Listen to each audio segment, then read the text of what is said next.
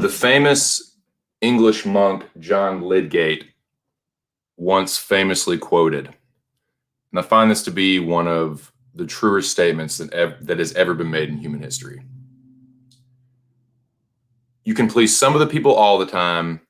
You can please all the people some of the time, but you can never please all the people all the time. And you know what? That's okay. What's going on, boys? This is just my 2 cents here. And I woke up today and I was feeling a lot of different things. I've experienced a true roller coaster of emotions in the last 24 hours, ranging from elation and understanding to misunderstanding to confusion to anger, to just like all kinds of shit, man. But I just want to say a couple things. I do not have a beef or a quarrel or anything like that with anyone on this YouTube. So moving forward, I just want a couple things to be known. Like I said, I don't have a problem with anyone, man. I really don't. If you think that I have done you wrong, that I've done you dirty, that I misrepresented myself, that I betrayed you in some way, I just want to say that I'm sorry. That was not my intention. My intention with everything that I've ever done on any channel has been to promote the channels that I find entertaining. That has always been my goal, and I mean that with 1000% fucking honesty. I make mistakes, I fuck up, but I would rather quit you than shit you, man. And that is the God's honest truth.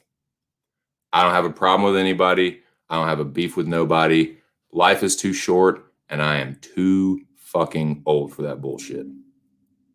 So, moving forward, I want to make a couple things known. On this channel, on this just my 2 cents shit right here, there ain't going to be no beefing.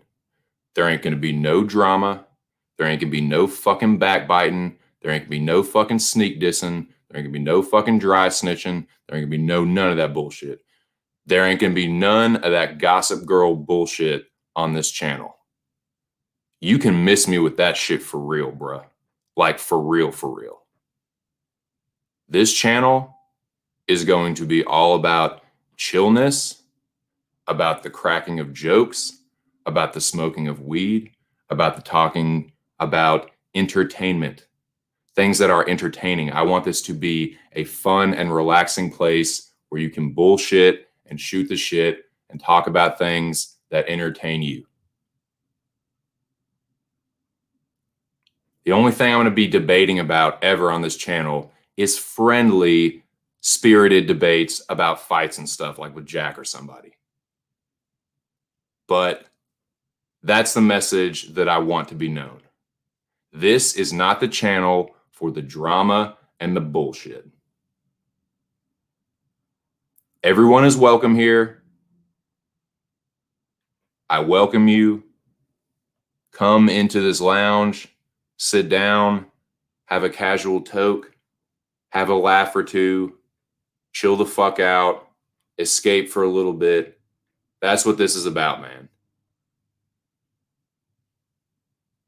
So yeah, I just want that to be known. I hope y'all are having a good day. My day has been getting better and better. The more I think about this, because I really do love this streaming thing, man. I really do love getting on here and shooting the shit with y'all and running my fucking mouth. I love that shit, man. But that's what I want this channel to be about, man. I don't want it to be about negativity. I want it to be about positivity. I want it to be about entertainment and smoking weed about it and, you know, bragging about your picks and your plays and stuff, all that shit, man. But I don't want it to be about no beef or drama or no fucking high school girl bullshit. I ain't with that. Miss me all the way with that.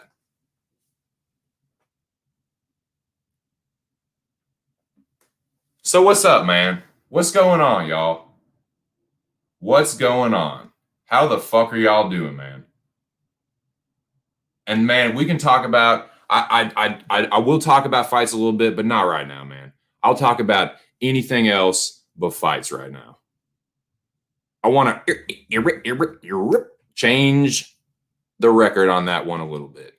Anything, sports, music, movies, TV, some hot bitch you fuck. I don't care. Anything, man. Just for a second. Just for a second. I'm gonna smoke some weed. Y'all tell me what the fuck y'all want to talk about. If anybody wants to come in here and just shoot the shit, let me know, man. But it's the name of the stream. That's the name of the game. 420 chat session, entertainment, talk only. All are welcome. Pull up a spot, have a casual toke. I'm gonna do that right now myself. I hope y'all are having a wonderful fucking day. My day's okay. It's getting better and better.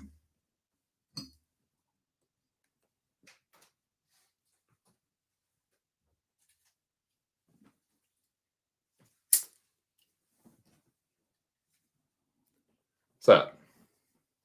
The lady has entered the room. What's up? What's up? What's up? She says, "What's up? What's up? What's up?" And don't worry, boys. We will be coming to you. Is it episode 4 now? Is this number 4, dude? Or is it 3? It might be 3. It might be episode 3. Well, it's because Sunday threw us off. No, we've only had 2. You're right. We've Right. only had 2. All right, so this will be episode 3. Fucking stoners. Every time. Every time. Every time. I hear the fucking replay. But yeah, we will be having episode 3 of the Chat Mix at 6. I'll be joined by Lady 2 Cents. We got some shit coming for y'all too, man. So don't y'all even worry about that. Yeah. I was gonna wait a little bit to cut a promo on that, but since you came in the room, there's no better time really. So yeah, just look forward to that shit.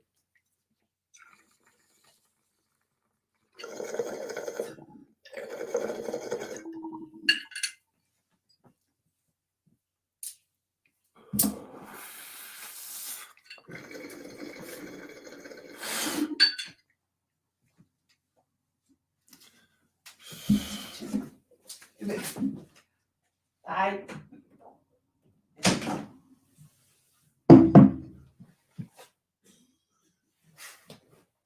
Man, Scott, you just couldn't help yourself, could you? I don't know if that's a fake you or not.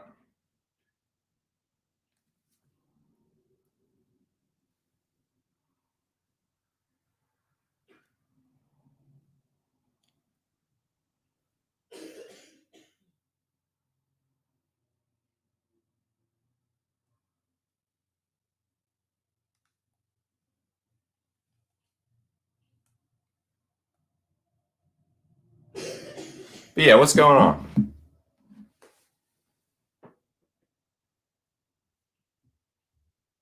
You know what?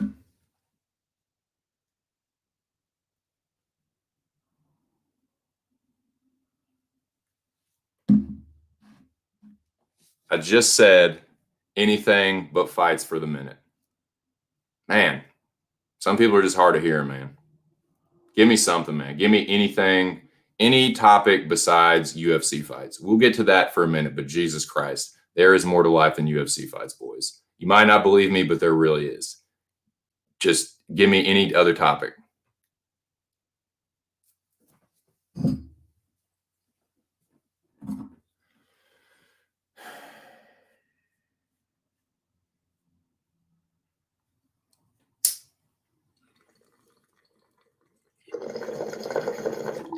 I'm not here for the drama. I'm not here for the shit talking. I'm not here for none of that.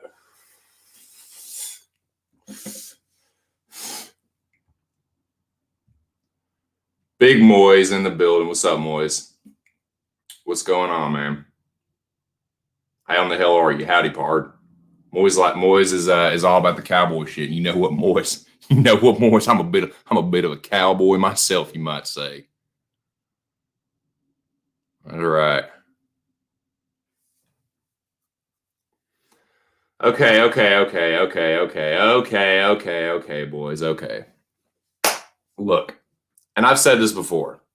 I really, really, really, really, really don't like the airing of private conversations when it's understood that it's a private conversation. But I will give you guys a little nugget just for your fucking edification. The general is alive. I'll just say that. The general, I don't like doing a lot of cryptic messaging. Sometimes I'm guilty of it, but I like to minimize that, especially moving forward. But the general is alive. Don't worry. He's alive and well. He's great. Eh?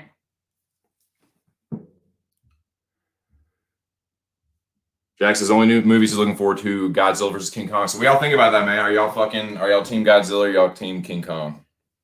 King Kong, King Kong, King Kong, King Kong, King Kong. That is one of the dopest beats, man. I do like that fucking beat. But so what do y'all think, man? Are y'all King Kong or y'all King Godzilla? I'll tell you right now, you want a fucking hot take? You want a hot take on that shit? If we're being real, there is no way in the world. Like this is kind of like rewriting cinema history. Because, and I know it's a movie, but Godzilla crushes King Kong, dude. He crushes him. He's nuclear powered.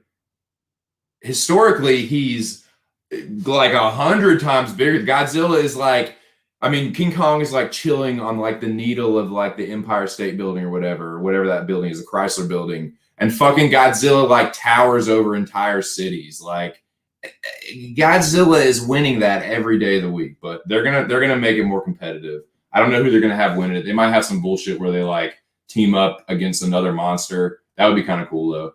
Like if they have their fight to a draw and then team up against another monster. But I don't know, man. I don't know. But I think realistically, like, come on. Guys, come on. Tell me when popped. 15? I thought she was 36.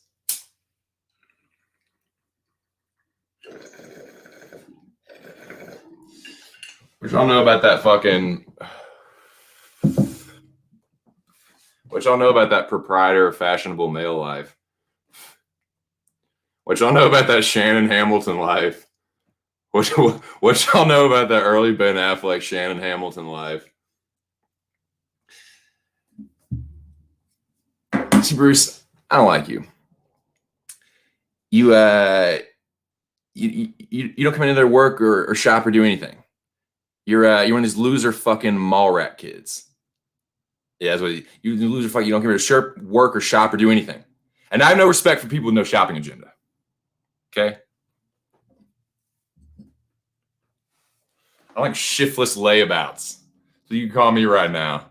That's what I'm a shiftless layabout as it stands right now, boys.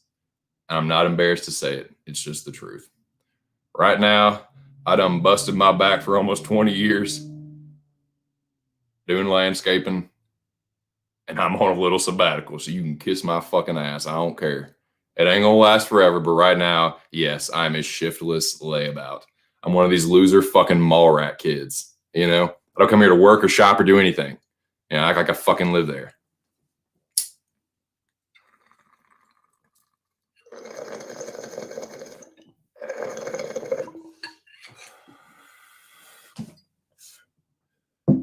If you don't stop gawking at me and get the hell out of here, I'm gonna kick your ass, okay?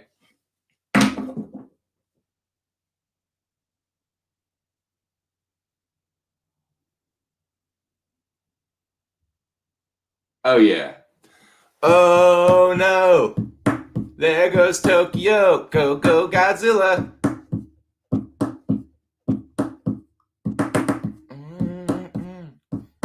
There goes Tokyo, go Godzilla.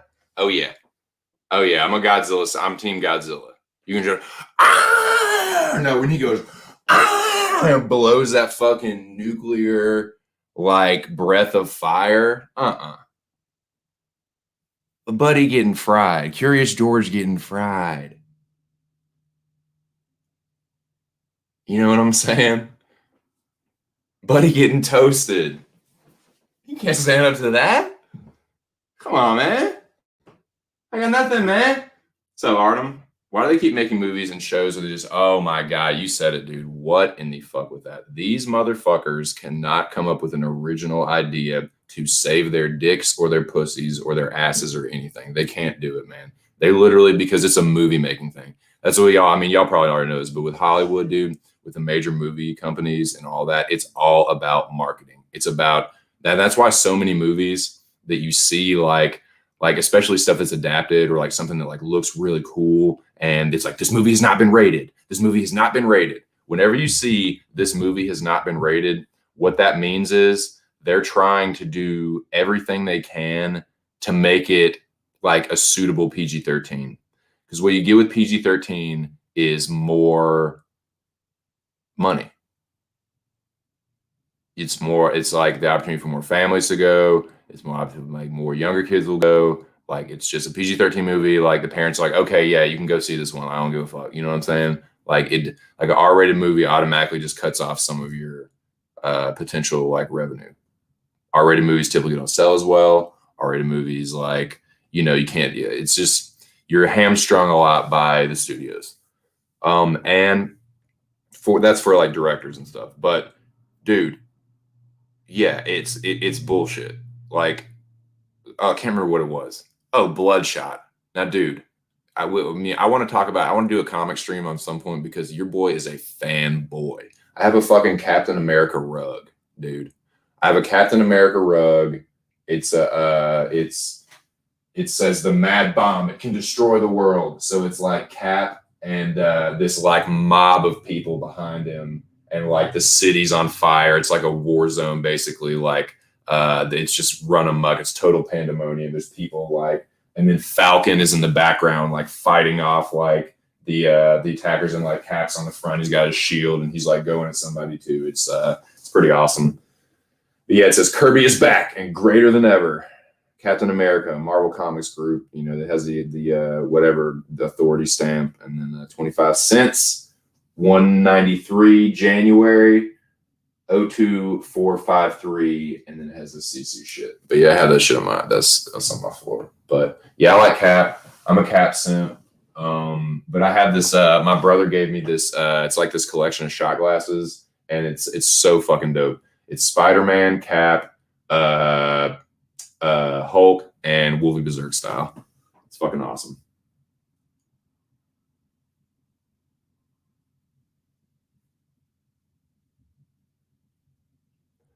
What?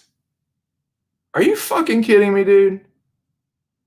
Are you fucking kidding me? Oh man, yeah. Oh dude, yeah. Dude, we are all boys. We are all on the same wavelength with that one.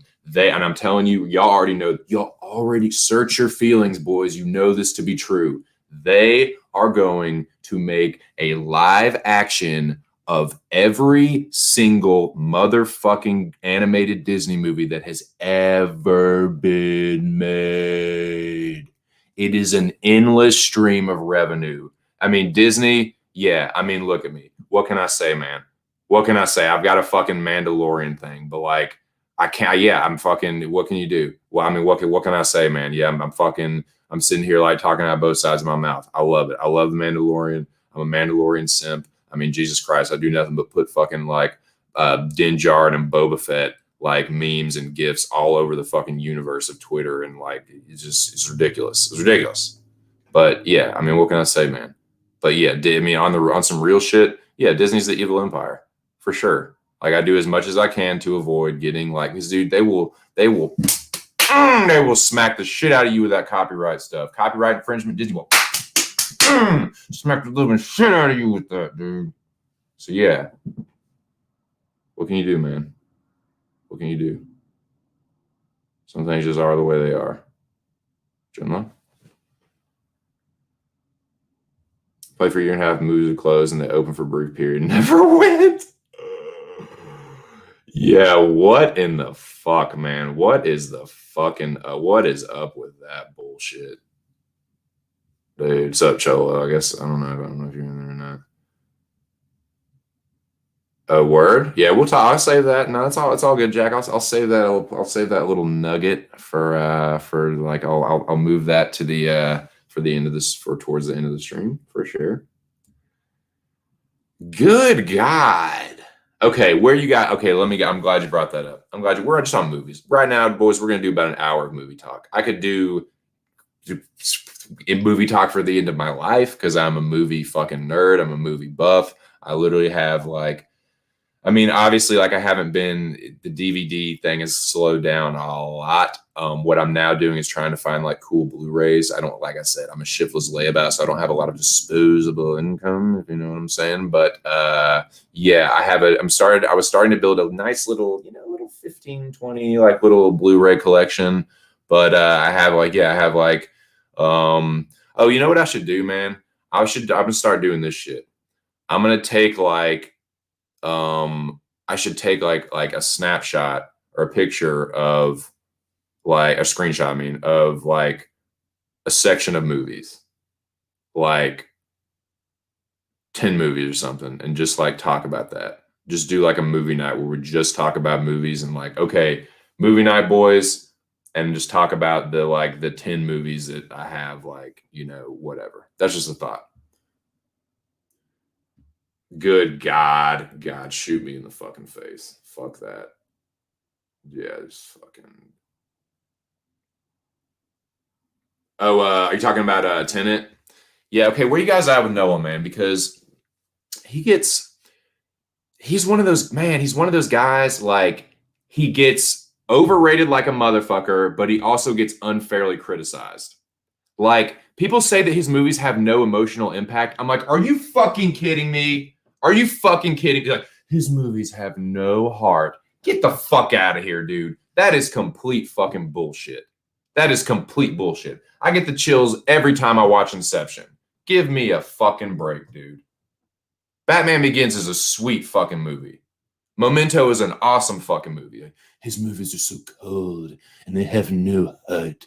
They're intellectually stimulating, but they have no soul. Fuck that shit, man. But yeah, I'm also like, I think The Dark Knight's a little overrated. I know it's going to trigger some people, but I'm sorry, boys. The Dark Knight's a little overrated to me. I watch it and I'm like, yeah, this movie's awesome. And I'm like, is it? Is it really though? Like, there'll be like a good scene in the bad scene and a good scene in the bad scene. I'm just like, it's a mess, man. Dark Knight's a mess to me.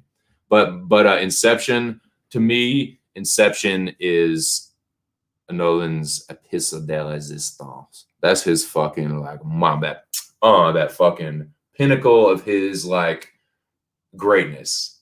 And people say Inception's overrated. I say you're drinking brew for breakfast. I will table that as well. I will get I will take that penny. I will take that little ducat and put it in the bucket, sir. And we will talk about that in the second hour. How about that? God, Scott, I gotta give it to you with the consistency. You are just an unrelenting. I mean, yeah, what can I say, man? What can I say? We're Eskimo brothers with the simping on Hebus. We're simp Eskimo brothers, for the love of God. I mean, I can't believe I'm saying that. Yes, Scott and I are simp Eskimo brothers for Amanda Hebus. Even my wife knows. She's not in a good way, boys. She's not, dude. I'm telling you, the Scott, the mother. I mean, Scott and I each have kids by Amanda Hebus. Amanda is the baby mama of me and Scott Brown. And dude, I'm telling you, the girl is not in a good way, man. I can't, I can only spend so much time with her, dude. But on these other days, man, you are gonna have to take care of her because she is not in a good way. She's not feeling good about herself. You just do what you want with that, but yeah, for sure. I mean, what can I say? What can I say, man? I never said I wasn't like, I don't simp for certain things. I never said I'm the pimpin'. I ain't the pimpin'. Are you kidding me, dude? Nah. Nah.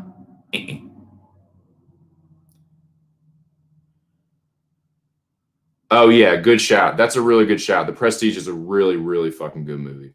The Prestige is a good movie. That's a fucking solid ass movie with hell yeah, with Hugh Jackman and Christian Bale. Yeah, it's a fucking sick movie.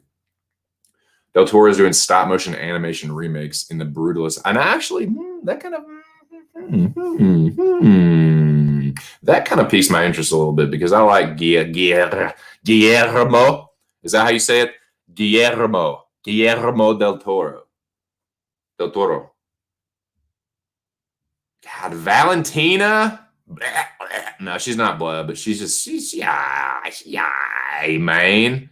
This is who I sent for. You boys ready? I'll give you a little something. I'll give you boys a little something. I'll give you boys a little like a little something of MMA. This is who I be simping for. This is who I be like, sup, girl. I'm like, what's you know, like what's I mean, we having kids, like what we doing here? Amanda Hebus, yes. Megan Anderson, yes, I'm very tall. She's very tall. It's a certain like, maybe call it an Amazon fetish. I don't even know, boys. This is just let me have it. All right, just let me have them. Just let me have this the simping. Let me have the simp Amanda and Megan thing. All right. So those two. I'm trying to think of some others. Oh my god.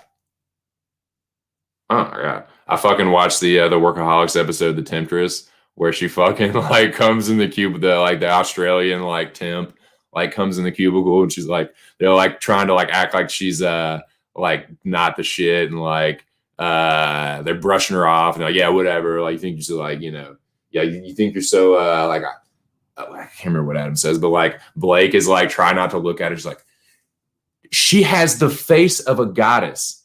If I look at her directly in the eyes, I will pee my pants. So he like has his like eyes like turned up, and she's like, is the sorcerer's left? Yeah, and he like she faux show. She like leans over, fucking titties hanging out, and he fucking like catches the glimpse. Oh my god, yeah.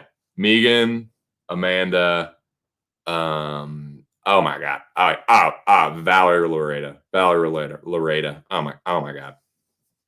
Oh my god.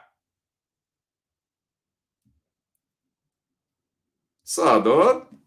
What's up, dude? What's going on, Mill? We're talking movies. I'm fucking coming clean to the UFC women fighters that I fucking simp for. I know, and we might even have another, like Mills might even be another, I've just said simp Eskimo brother. Scott, me and Scott Brown both have kids by Amanda Hebus. So another one is Laura Sanko. Laura Sanko, like, oh, this is going to sound so bad. This is going to sound so bad and misogynistic, but I'm just going to fucking say it anyway. Laura Sanko looks like a fucking bitch. And I would just love to fuck the living shit out of her, boys. This is just a fantasy. It's never going to happen. I'm happily married. I can look. I'm not going to touch. I'm never going to touch. I mean, Laura Sanko. Yeah. What is that? What did Jim Rome say? Like, yes, clone. Or it was Jay Moore. I think he's like, oh my god, yes, do me, do me in your mom's basement, clone. No, I'm a Laura Sanko. I would never in a million years have him. But dude, I would love. She just looks like a fucking bitch, and I would love to just. Oh my god. Yeah, but her. You can put her on that list too. He said, "Don't speak." He said, "Don't ever speak my wife's name." I'm sorry, bro. I'm sorry, dude. They out here. I'm just a squirrel trying to get a nut out here. I had a buddy, man, that I think I told y'all about him before, man. I think yeah, I'm calling him is my buddy Curtis Williams. I'm calling him Curtis Williams. My buddy Curtis, he was so fucking funny, man. Like I said, he played football at a like a smaller like Division II school or something. But anyways, man, he was a fucking character, and he was a player, and he would always be talking about that shit, dude. And we were like, I actually kind of like regretted there's one thing I regretted, it was I was single at the same time as this dude. Like we worked together, we were cool. Like it wasn't a weird thing with him. Like he wasn't like on my crew or anything. So there was no like weird, like we were just cool. And he went out every fucking weekend. And I'm telling you, dude, like he would send pictures like this dude was pulling a thing out of every single club, every single bar that he went to every single night. And we was cool, man. We were cool. And he was like, I just gotten out of this. Remember I tell you about the girl that was like this, you know, I'm telling you, she was homecoming queen, prom queen, leader of the student council, all that shit, dude. Miss accolades, everyone knew who she was at the, like around that little town. And I'm telling you, I'm not bullshitting you, that I just broken up with her. Just got out of the relationship. I was single and ready to fucking mingle. And this dude was like, yo, you need to come out with me, man. Like you need to come out. And like it just for one reason or another, it never happened. I regret that. I mean, I still got mines in. When I was single, I got mines in. He gets mines, but he would say all this fucking hilarious shit. He's one of the funniest dudes I've ever fucking met in my life, man. Curtis Williams. I can't say his real name, but he's so fucking. He would be like, one of the things he always do. He just say he was a squirrel. I'm just a squirrel here trying to get a nut. And he said, what he used to say, he said, I am squirrel. I am him. I am him. Dude, he was a character. He was a fucking character. But man, I didn't do too bad. I could go out there and not saying I fucking pull 8, 9s, and dimes every night, but I could go out there and pull something pretty much every time I went out. But this dude, I really regretted that. Like going out with squirrel. I am squirrel. I am him. Squirrel trying to get a nut, baby. But yeah. Well, you know, I'm sorry, man. She been at you. Oh yeah. I just want to crush that Karen, dude. I want to crush her in the most perverted way like possible, dude. Just like, oh my God. Oh yeah, that's why. No. Yeah, this dude, it's a total. It's a hate fuck. It's a fucking hate fuck. What's up, dude? What's up, dude? You just in time, Bubba. You just in time. I'm just fucking here. We're just bullshitting, talking about who the women that the UFC women that we definitely. I was taught like, man, anything but UFC, and then here we are talking about fucking the UFC women fighters that we want to fuck. Scott, you want to be fucking dominated. You want to be dominated by Valentina. Dude, I'm telling you, like chicks like Valentina and who's the other one? Maria Agapova. Those are the ones like they'll do some crazy shit, dude. Like they'll fucking bite your dick off and drink the blood. You know what I'm saying? Like they're on some fucking like wild shit. Like I bet Valentina like has a fucking pull away wall where she's got like a fucking all kinds of like whips and chains and fucking whips, chains, whistles, yo-yos. My grandmother riding by on a bicycle gave me the finger and a duck.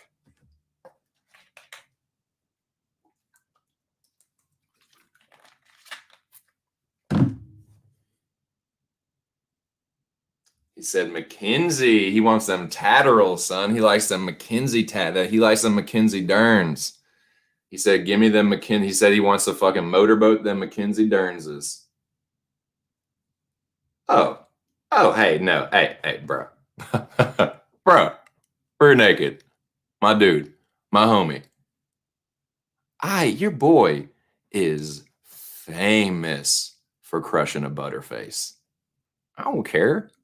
I don't care about the face. If it's just the fuck, I don't care about the face, dude. She got a booty? She got some titty? She look good? She look all right? I don't care about the face too much. If it's just the fuck thing. If it's just the fucking late night tip, I don't care. I don't care about that. I'm famous for that, dude. I'm famous for a butterface. Great killer body, kind of busted face. All right. I'll take this. Take this and I crash with crash this. Oh, dude, I'm famous for that. Boy, boys. 7.5s are my specialty. 7.5s to 8.5s are my specialty. Known for pulling a 7.5 to an 8 to a half. That's all he do.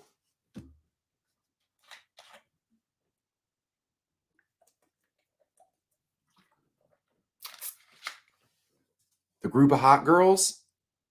Yeah, you're not the hottest. Feeling bad about yourself? You're still pretty hot.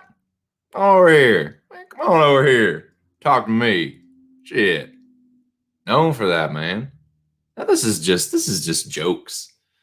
I'm talking about my single day. I'm talking about my heydays, boys. This is locker room talk, boys.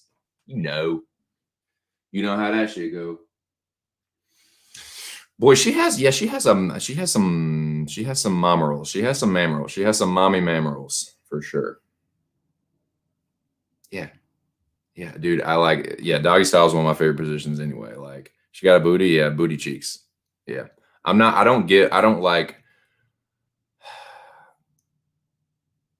I fucked one girl in the ass.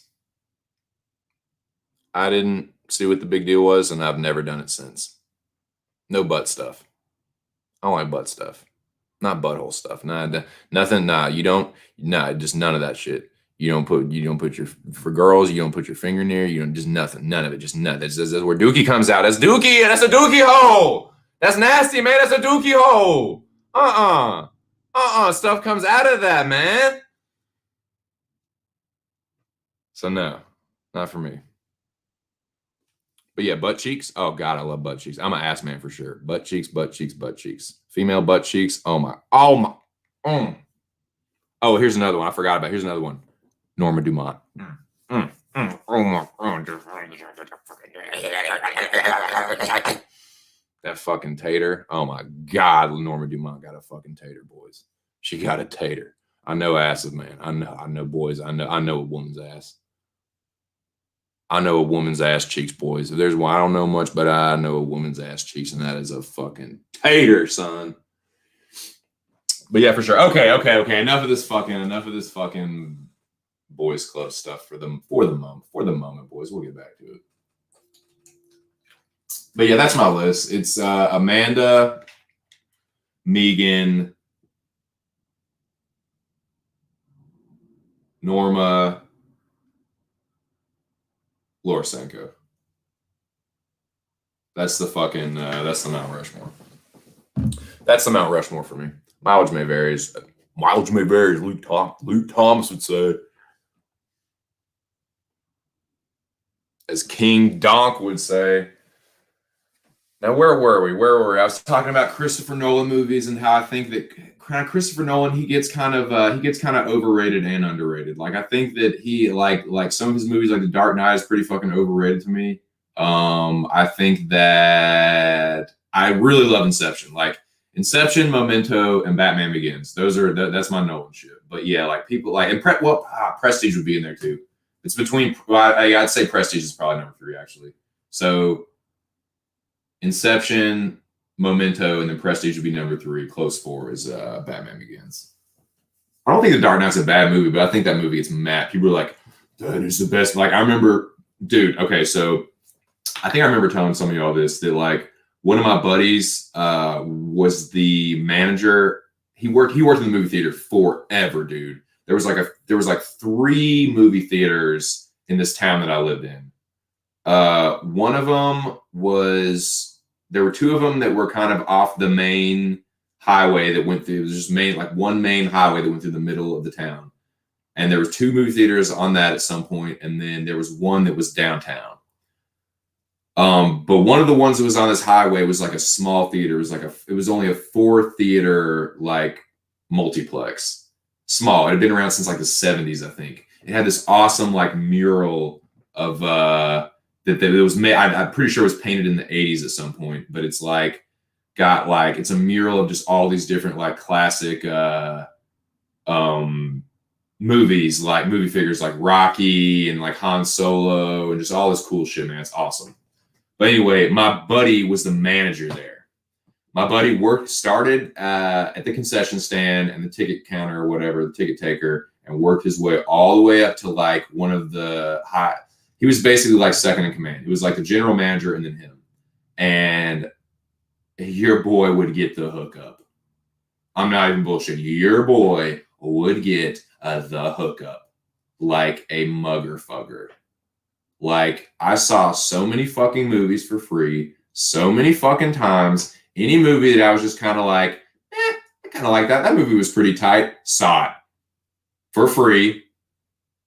And I was like, dude, my buddy, call him my buddy Joe. I was like, dude, let's I was like, I'll smoke you the fuck out. I got some good nugget.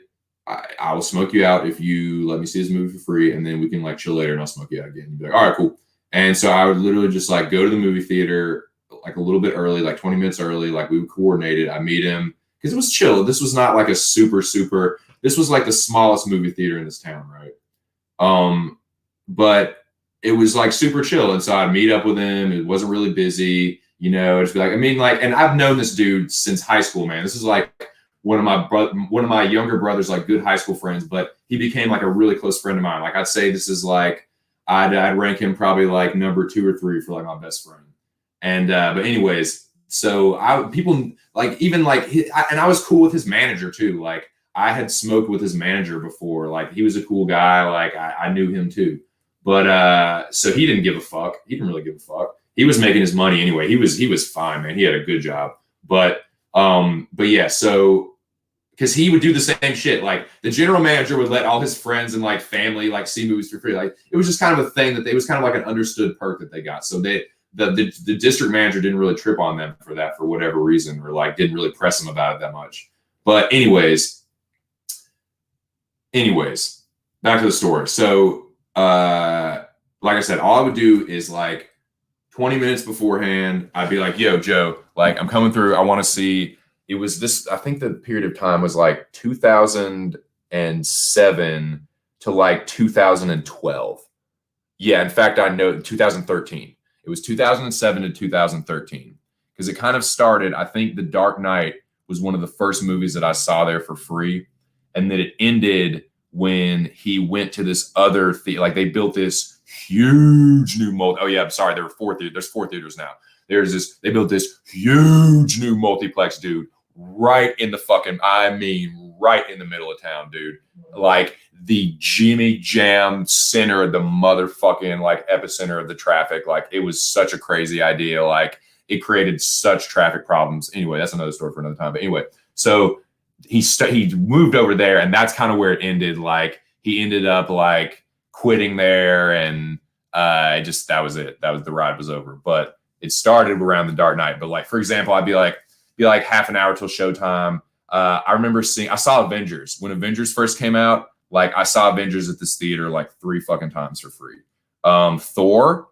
So let's say, I want to see Thor. Like, I saw Thor. I think Thor is one of the best like underrated like Marvel movies. So I saw Thor. I'll be like, all right, Thor is at this time. Like, let's meet up. And he'd be all right, cool. And I would literally like go to, like, I'd meet up with him. He'd be like, all right, he'd be like, follow me.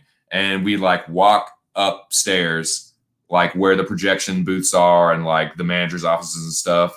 And there was like a stairwell, like we'd go to this landing on the stairwell. And like, so we'd be walking. It's so cool, man. Like, be walking past like, all the movies that we're playing. And I'd be like, oh, there's my movie about to fire. Like, there's the previews, dude. There's the fucking previews for Thor right there, dude. And when we walk through the main like the front like little walkway or whatever down to the end, and there'd be like a stairwell.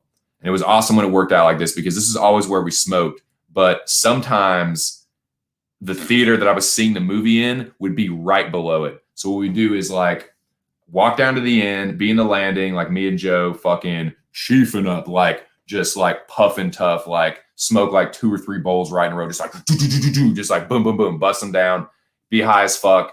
And he'd be like, all right, dude, like, I'll see you later. I'm like, cool. And then I'd literally just walk down the stairs, like the stairwell, bust open the door, and I'd be in the back of the movie theater, and I'd just sit down and see the movie for free. I did that. Like, I did it with Thor. I did it with Avengers, Immortals. I saw Immortals a couple times. That's a great movie to see in theaters, man. But yeah, a few movies, man. I did that with a bunch. I did with Dark Knight. I did with Skyfall when he went to the other theater. Because I think that theater opened. That Skyfall was like the grand premiere of this like huge multiplex. They had it in like 10 fucking theaters out of like 20 or 30.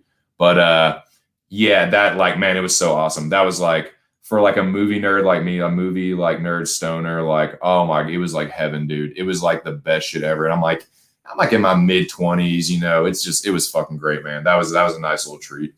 But yeah, Dark Knight.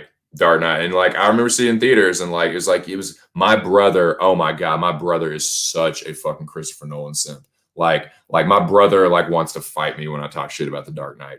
But yeah, I remember seeing that with him a couple times, and like he was all about it. I'm like, yeah, I'll go see it. Yeah, whatever, get stoned, yeah, fucking see it. What did Arm say? Back in the day, oh yeah, that's the classic for sure. Back in the day, we watch one movies. Oh yeah, dude. Yeah, I did that when I was in like 7th or 8th grade. Like I did that when I was like trying to like, you know, take this girl. It'd be like me and my buddy would like take a couple girls out and be like, all right, dude, I'm gonna try and make out with this girl, and I might even try and finger, dude. And fucking, I'd really just be fishing for a fucking French kiss. But I remember one time I did that with I went to watch, we paid, it wasn't that what we did was we paid for one movie and then we went to see I Know What You Did Last Summer. That's what it was. I can't remember what grade I was in, but it was like 8th or 9th grade or something. And I remember, yeah, I fucking paid for some bullshit like kids movie. And I Know What You Did Last Summer was in the theater like right next to it. We were just like, whoop. So there's like the 4 of us went in there, and like I remember I was fishing for a kiss the whole time. I think I got her to make out with me, and dude, I remember what happened. So I was fishing for like a makeout session with this one girl, and I kissed her at the very end of the movie. Like I didn't watch the movie at all. And I was just like trying to make out with this girl, and I finally got it at the end. And then she broke up with me for being a bad kisser. She was like, he's a sloppy kisser. And from that moment forward, I was like, I'm going to be a good kisser. I was like, I'm going to fucking, like when I kiss girls, like I'm not going to use too much tongue and just like stupid little fucking like junior high shit. But yeah, I remember doing that shit. I did it with I Know What You Did Last Summer. I went on a bullshit double date with I can't remember who my buddy took, but yeah. I gotta change all these names, man, and I really don't want to slip up. But we'll call her Laura. And it's always a name that's kind of close. I like to pick a name that's kind of close, so I can kind of, you know what I mean? I can kind of say it a little bit. But yeah, it was me and Laura, and then my buddy Matt, and I can't remember who he took. Man. But yeah, we went and saw I Know What You Did Last Summer, and my buddy was like, he's like, dude, I'm gonna finger this chick. He's like, I know it. He was a little more like comfortable with that shit at the time than I was. And he's like, dude, I'm gonna finger this fucking chick. I'm like, cool, dude. I'm gonna try and make out with like this. I'm trying to make out with Laura. And he was like, tight, dude. And fucking, yeah, dumb shit. But yeah, it was fucking it. We used to do that shit, man. I stayed behind after a shift to watch a staff showing of Thor. It was good to me. It was so good. Me and my buddy, dude. Yeah, I'm telling you, man. Like I used to do. Yes. I was a little bit of a drama nerd. If you must know, I was a little bit of a drama nerd. I've acted in plays before. It's not a big deal. You don't have to make it weird, but I'm probably making it weirder than it needs to be. But yeah, dude, I'm a sucker for Kenneth Branagh. Kenneth Branagh is one of the great thespians of the world. He is one of the great actors of stage and theater. I'm a sucker for his movies. He does really good dramatic. He's really good at dramatic scenes. That's why Thor is so good to me. Like it has the dramatic heft. It has the acting. It has like Anthony Hopkins and Tom Hiddleston and I actually think Hemsworth is, for an action star, I think Hemsworth is a decent actor, and like it has them at their best like acting. I think it's one of the best like. As far as just acting chops, I think Thor is one of the best of the Marvel movies.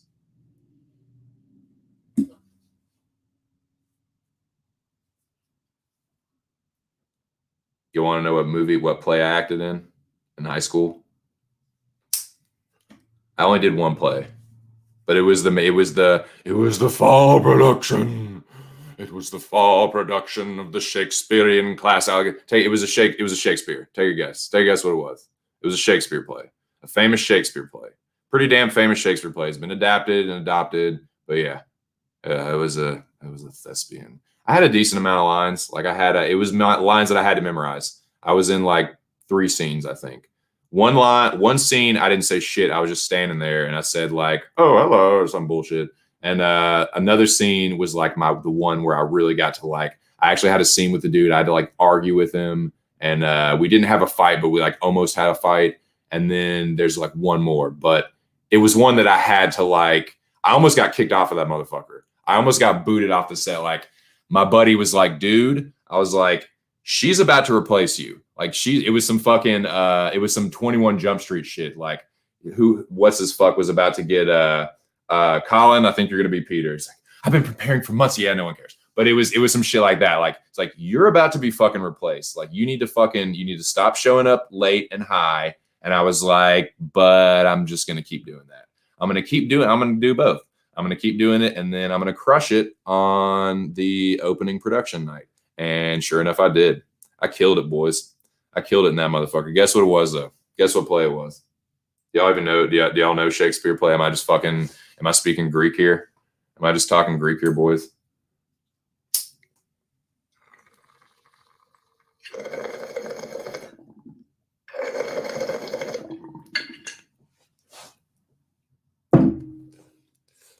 Unlike drama, it's say it's gay, humiliating, or some shit like that.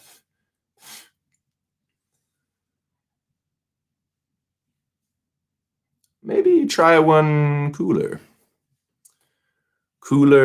and faster and louder and better and less insecure and just sort of cool.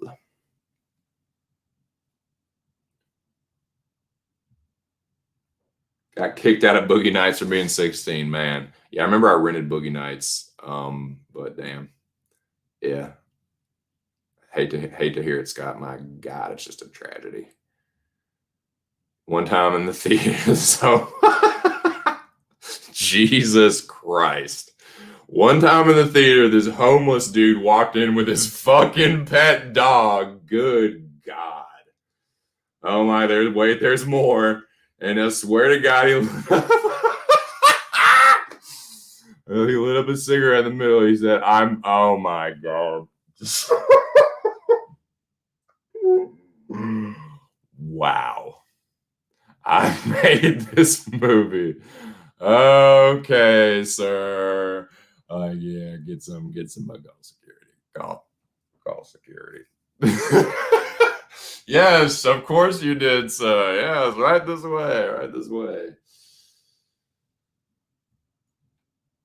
I remember when 27 Hours came out, quite a shocking amount of what?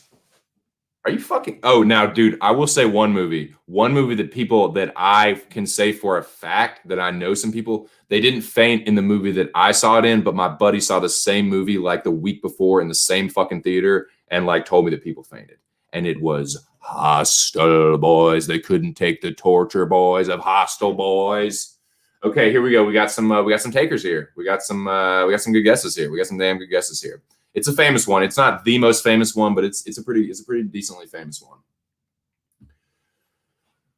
Hardem is going with Hamlet. No, it is not Hamlet. What is it? I did remember a little bit of Hamlet. To suffer the slings and arrows of outrageous fortune. To die. To sleep no more. You know loads of Shakespeare, me mate. Well, let's see.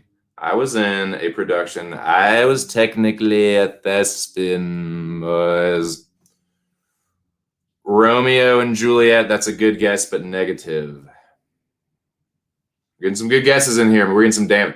All right, I will say Macbeth is one of my favorite Shakespeare productions. Macbeth is dope. Macbeth is dark. It is evil. It is tight. I actually thought it's not the best movie. It's kind of boring in parts, but and kind of weird. But the Michael Fassbender adaptation of Macbeth was the sword fight at the end is tight. The fight at the end is tight. Macbeth, good guess. Good guess. Good guess. Good guess. Good juice. Good juice. Good juice. Good juice. Good juice. I would probably just be a scribbler. Yeah, we had a lot of people faint for that movie when it dropped. Oh my god. Oh yeah, Jack. I forgot, man. Yeah, Jack used to work in the theaters, dude. Yeah. Some directors aren't truly appreciated until after. Yeah, Eli Roth. That was a Roth one, right? That was the Eli Roth movie. How do you even know if they faint? They're well, like they've like pass out. They like lose consciousness, and obviously, like if they're with someone and they're like, "Hey, are you okay?" and they're like, "Oh my god, you know." Because people there because you get told, hey, my significant other just fucking fainted because of that Narnar, like that Narnar fucking Achilles tendon slashing scene. It's just like torture after torture after torture, and like yeah, like there's some faces turning white, and my wife passed out. And it's a goddamn Sahara out here. The kid, kids are hungry as shit, and it's hot as a goddamn Sahara out here. Is he dead? Oh my god, for that. Oh, I think Jack might be. I'm not going to speak for Jack, but I think he might be saying that like Eli Roth won't be truly appreciated until after he's gone. Oh yeah, the homeless guy. Yeah, the homeless guy. I mean, yeah, he. No, I got you now, Jack. That's actually a pretty good one, dude. Some direct that guy won't truly be appreciated until after he's gone. He's the fucking guy. What is it? Who's that fucking guy Franco made the movie about? That weird dude. It's kind of like him.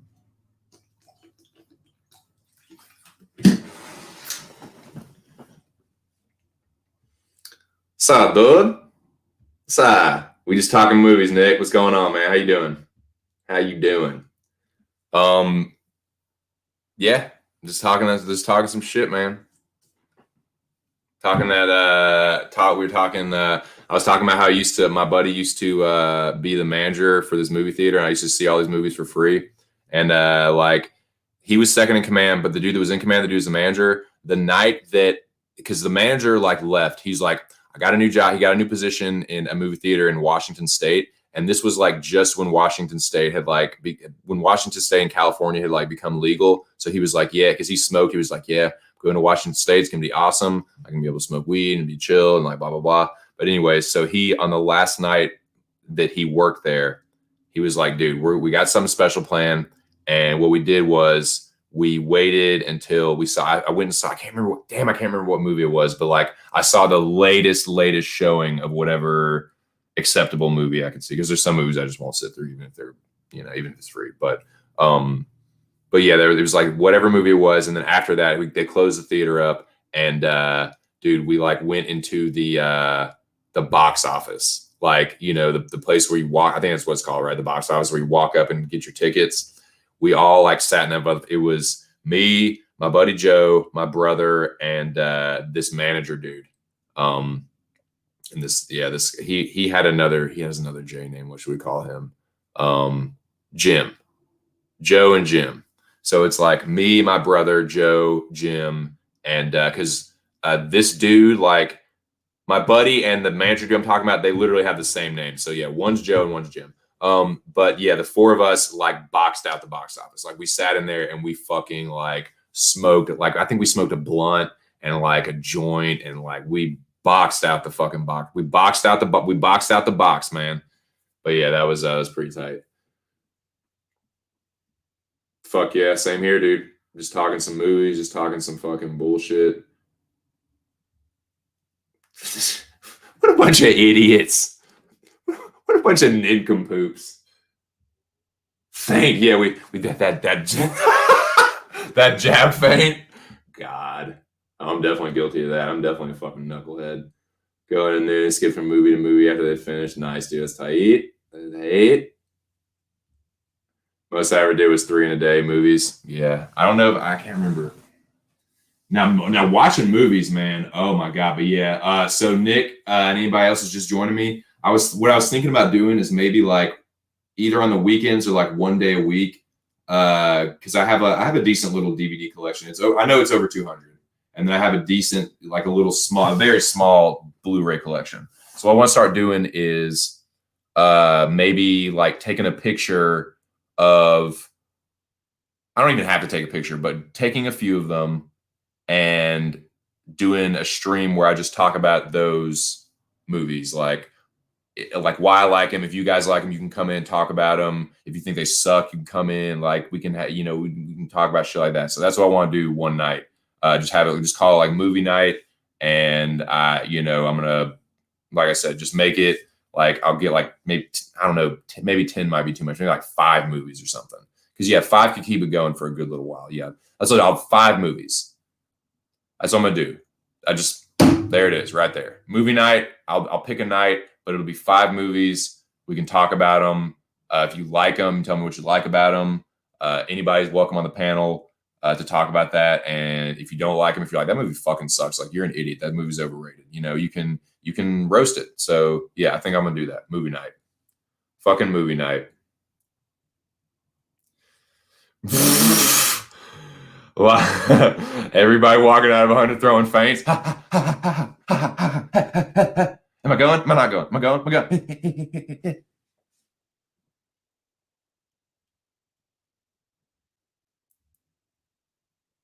Nah, porn movies. Nah, I don't watch porn movies, man. I just watch clips. I just watch porn clips. Yeah, okay,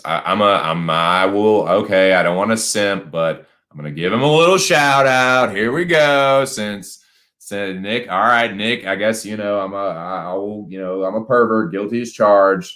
Pornhub. I'm a Pornhub simp. If I'm gonna look at porn, I go straight to Pornhub.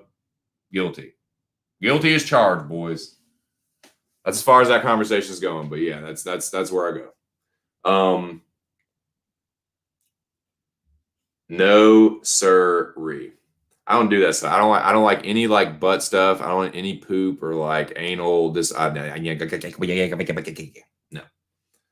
Nick.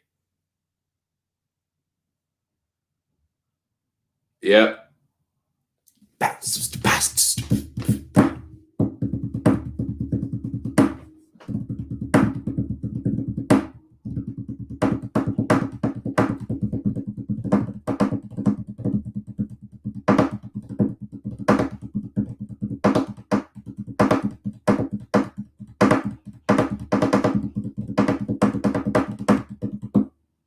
Gotta get my drums back, man. I gotta. I can't play that well on the actual drums. I can drum on the table like that, but I can't. Like I'm not that nice on the actual kit. But I'm okay. I'm all right.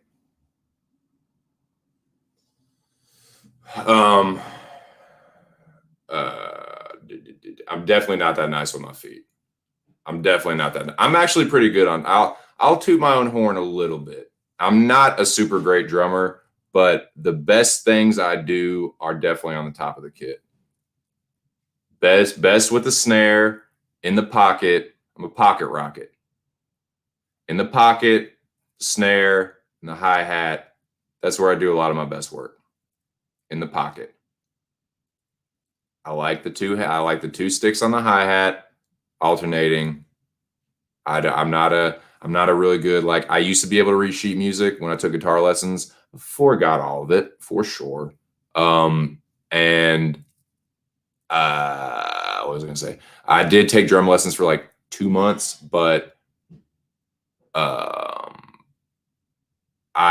largely just taught myself. So I'm not like real like, oh, this is a 16th note and this is a fucking like I'm more just like a play by ear, kind of feel it out. Like even the stuff like when I was in a band and we would like be composing songs and like writing the songs together, I wouldn't be able to know, like I would just be like, just break it down to me like an idiot, kind of what you want me to hear. And like, I kind of just work with it, or what you want to hear. And I'll kind of work with it. And I was just kind of played by ear and the feeling of what I was playing, as opposed to like, this is the act. Like I'm way more creative with my drumming than I am technical.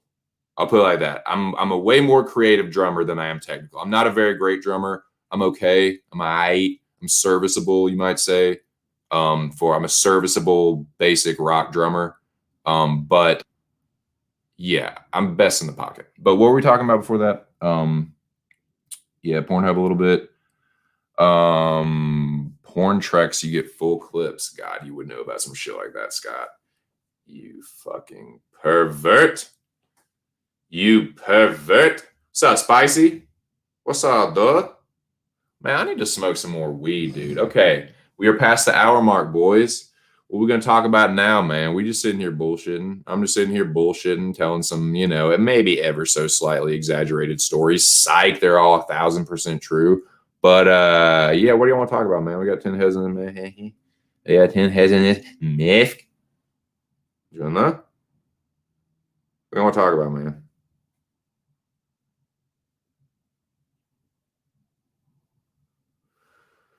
Tell me, talk to me. In the meanwhile, I'm gonna pack up this bowl and smoke it. If you don't like my fire, then don't come around, 'cause I'm gonna burn one down. I'm not a big Ben Harper fan, but I like burn it down. Sada. SUHDO, Sada. Literally inhale when it's inhale, exhale. Just gotta announce one more again, and it's fire. Wanna inhale, exhale. In Colorado, well stocked, keeps me medicated. Inhale, exhale. God, you just couldn't wait. Okay. I got you. I read you. I can take the hint. I can tell you, is it time, boys? Is it time to talk some MMA? Is it time to talk some UFC? I don't want to I do want to kind of like, it's the will of the people. If you're just itching to talk about this goddamn, these fights, we can do that. I got time, boys. We can talk about it all. To this new one? Whoa! This Blades Lewis. Let me know. No, I don't care, dude. I'm just fucking with you. Just playing, man. That was added to the Lewis Blades fight card. Marcin Tybura and Blagoy Ivanov. I am not mad at that. Oh my God. Damn it. That sucks, man. But that's tight. It's tight. That is tight.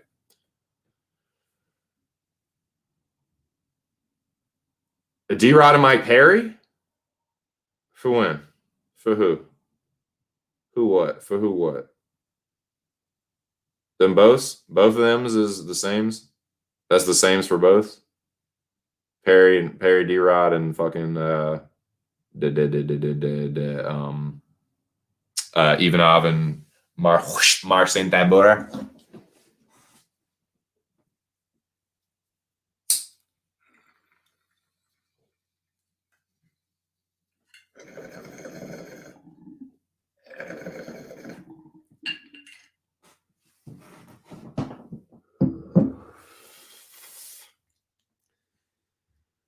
Yeah, man, I'm not going to lie. I'm not a stan. I'm definitely not a stan. I'm not that level, but I would consider myself a Mike Perry fan. As far as just the fighter, the outside, like I said, I can separate the art from the artist sometimes. And just as far as like his fighting ability, and even, dude, I'm telling you, man, Mike Perry is a funny motherfucker. Tell me y'all didn't fucking laugh at that fucking Mike Perry Darren Till exchange. Mike Perry is dude, they're both characters, but Mike Perry is a joker, dude. He's a joker, and he's like this savage street dude at the same. Like, he's honest. He's such a street dude. Like, he's honest and he's like violent at the same time, and he's hilarious. It's all that at once. It's honest and it's violent and it's hilarious. And he does cut some of the best shit talking because he gets mad, dude. And Mike Perry talks that good shit, dude. Mike Perry is an underrated shit talker. Mike Perry is a really, really, really underrated shit talker. He's good, man. He actually has semi-decent jiu-jitsu. You have a pretty good jiu-jitsu. And that was hilarious, dude. When he told Till, he's like, jiu-jitsu is dog shit. He's like, you looked against so-and-so.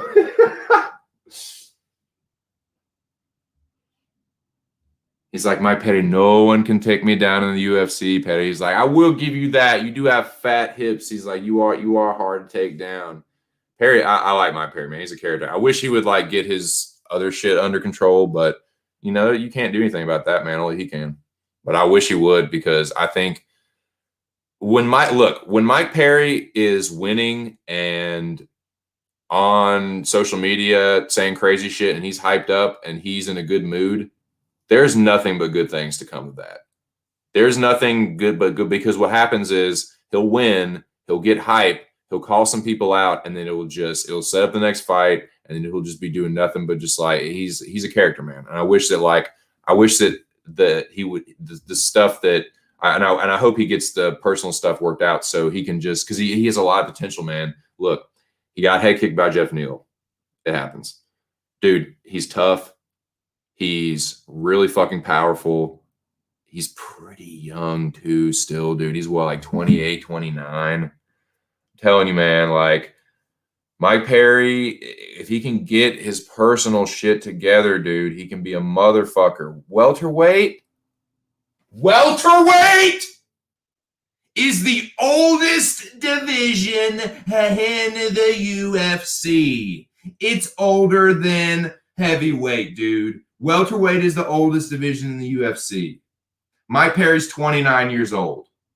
You telling me in a couple years, when some of these old dude, I mean, he's obviously probably never going to get the belt, but Mike Perry can end up being another, like a top 10, staying like a fucking, what is he right now? He's not even ranked. I bet he could end up being back in the top 15, maybe top 10. Say that.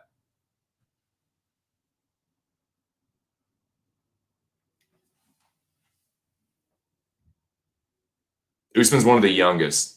Usman, Colby, the other guys, 38, 40, 41, 37. Check it out. Not that many young guys. It's older than heavyweight. Top 15, it's older than heavyweight. For real. Pro.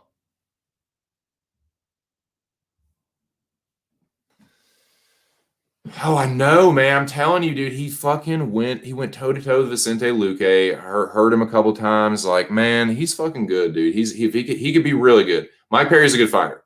I'm not saying he's a great fighter. I'm not saying he's a shitty fighter. He's a good fighter. He could be a great fighter if he took it seriously, though.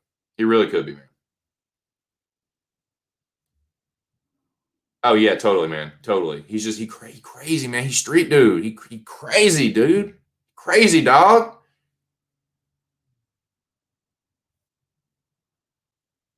Yeah, there's some for sure. There's some in heavyweight too.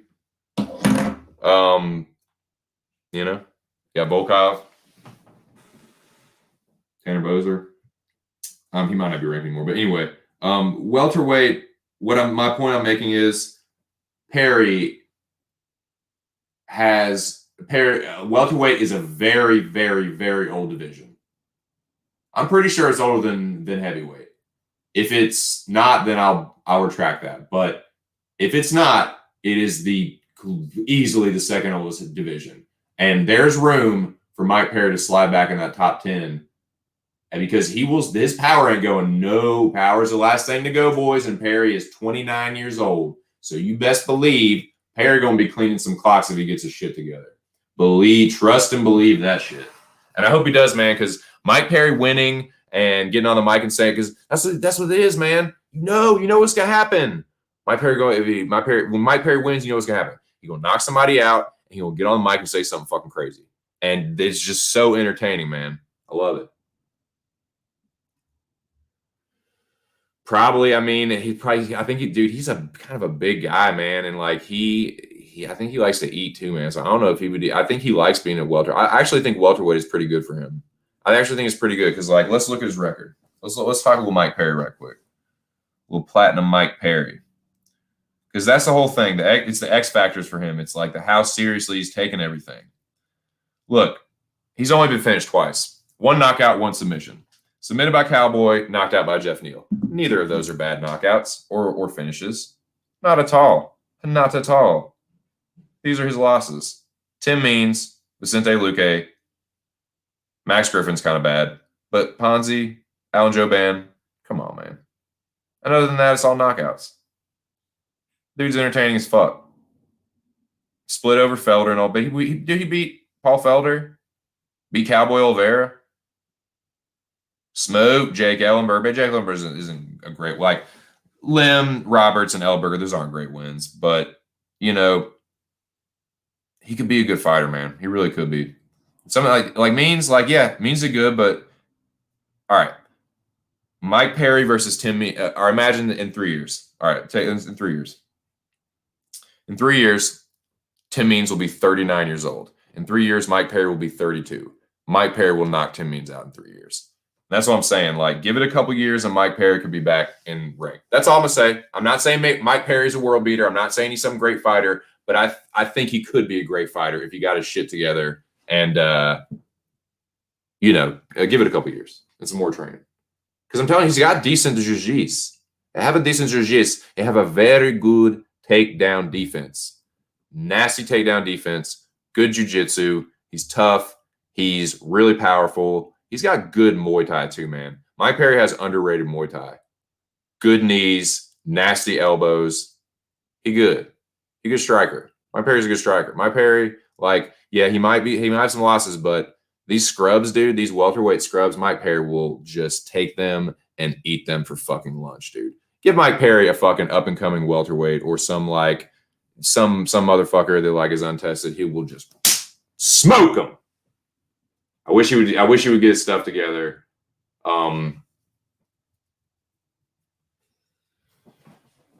Yeah, I mean that's true, but like he also like can hurt him. But it hurts him with like the rangy strikers. It does hurt him with the rangy strikers because they can just Mike Perry is kind of a punching bag and he's tough, but he'll just sit there and just eat shots. And against the top of the division, they're more accurate. Like, could you imagine like Mike Perry, like I know some people would say that Mike Perry might knock Wonderboy out, but I think Wonderboy, like I know I just said he's old in a couple years, but like right now I think Wonderboy would tune Mike Perry up because he's and Wonderboy's elite. That's what I'm saying. Mike Perry right now can't beat the elite of the division, but he's still young, man. He's 29. Like his power ain't going nowhere. So I think that, man, I think he could. I think he could maybe have a shot to come back and do something. But we'll see. We'll see. It's not a big deal though. It's not a big deal, boys. Nothing really is. Life's short. Might as well just smoke some weed and have a good time. Crack a few jokes. Talk a little bullshit.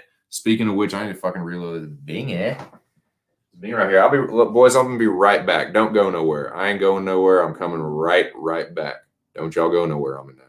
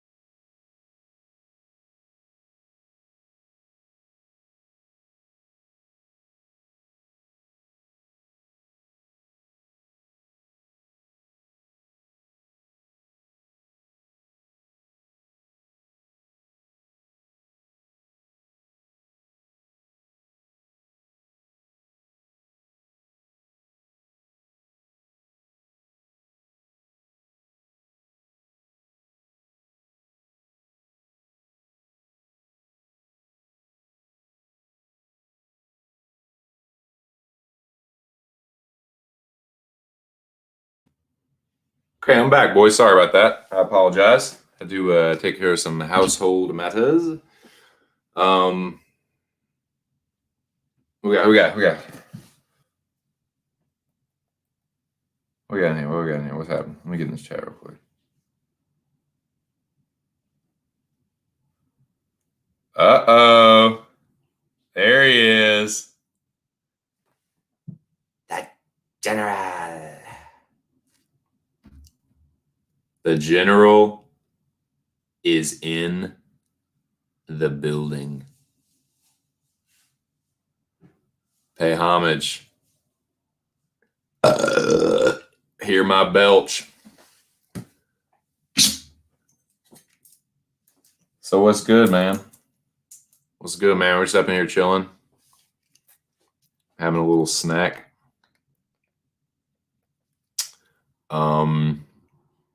About to repack this binger. God, this is good. This is good fucking applesauce. But yeah, what do you guys want to talk about?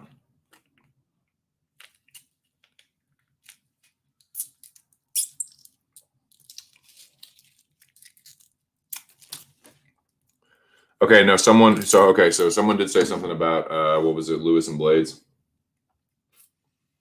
I don't want to talk too much about that card because I haven't had a chance to like look over it a lot, and so I don't want to just be like looking over fights that I just don't really know a lot about and just be like, oh, I don't really know. But so I'll talk about. I have been thinking about Blades and Lewis though, so I will kind of give you my thoughts on that. Talk about that. If anybody would like to come in, I will drop the link. But I'll be honest with you guys. Like I said, it's been an emotional 24 hours. I don't mind talking fights, but that's not all I want to talk about. I kind of want to just like switch shit up just a little bit. Like we don't have to talk about movies. We can talk about music or like anything else, other sports. Like you want to talk about, like the lady said something about college basketball. I don't know if you all fuck with college basketball. But like anything, I just want to take just a little break from the fights, and we can get back to it at the end of the stream. But okay, but I will this last thing before we switch gears. I'm gonna switch gears around the one we talk about Blades and Lewis for the next 5 minutes, and then I'm gonna switch it up, and then I will set the ship down, broadcasting this signal to the planet. But then I will set the ship down if anyone would like to come aboard and broadcast this pirate signal.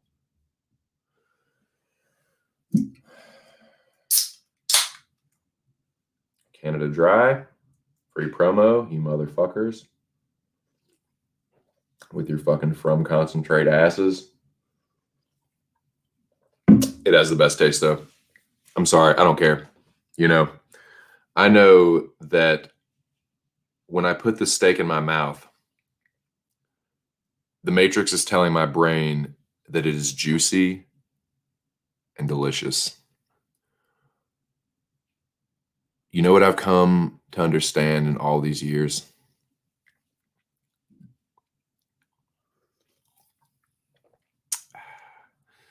Ignorance is bliss. Telling you, man, it has the best taste. It's like, it's not like, I know it's like they don't use the real, like, I mean, it's real, but it's like it's from concentrate. They don't take the actual like shit straight from the source or whatever. So, okay, for the next 5 minutes, give me y'all's thoughts on Curtis Blades and the Black Beast. I talked about it a little bit yesterday and the day before, I believe, but to me, the more I've been thinking about it, it's Curtis Blades' fight to lose. Like, short of Lewis landing the big one, which he always can, that's really his only path. Like, I know that Lewis knocked out Volkov, but like, he was getting whooped on for most. He was like, that was kind of like the Rosenstrike, Alistair Overeem. Like, he was like 10 seconds from losing that fight. Credit to him for getting the knockout, of course. Volkov's really tough. He's really good. So I just did over him, but God, I'm so butthurt about that one. But yeah, like Blaze is, I mean, Lewis is just getting older and older. Like, I think that's really just his like one shot is like the winging, like, and he can do it, man. He can definitely do it. He has the power. And Blades has been caught by that kind of power. And like I said, I've been saying this, like, he's not the most powerful, but he's probably the second most powerful. Would you say like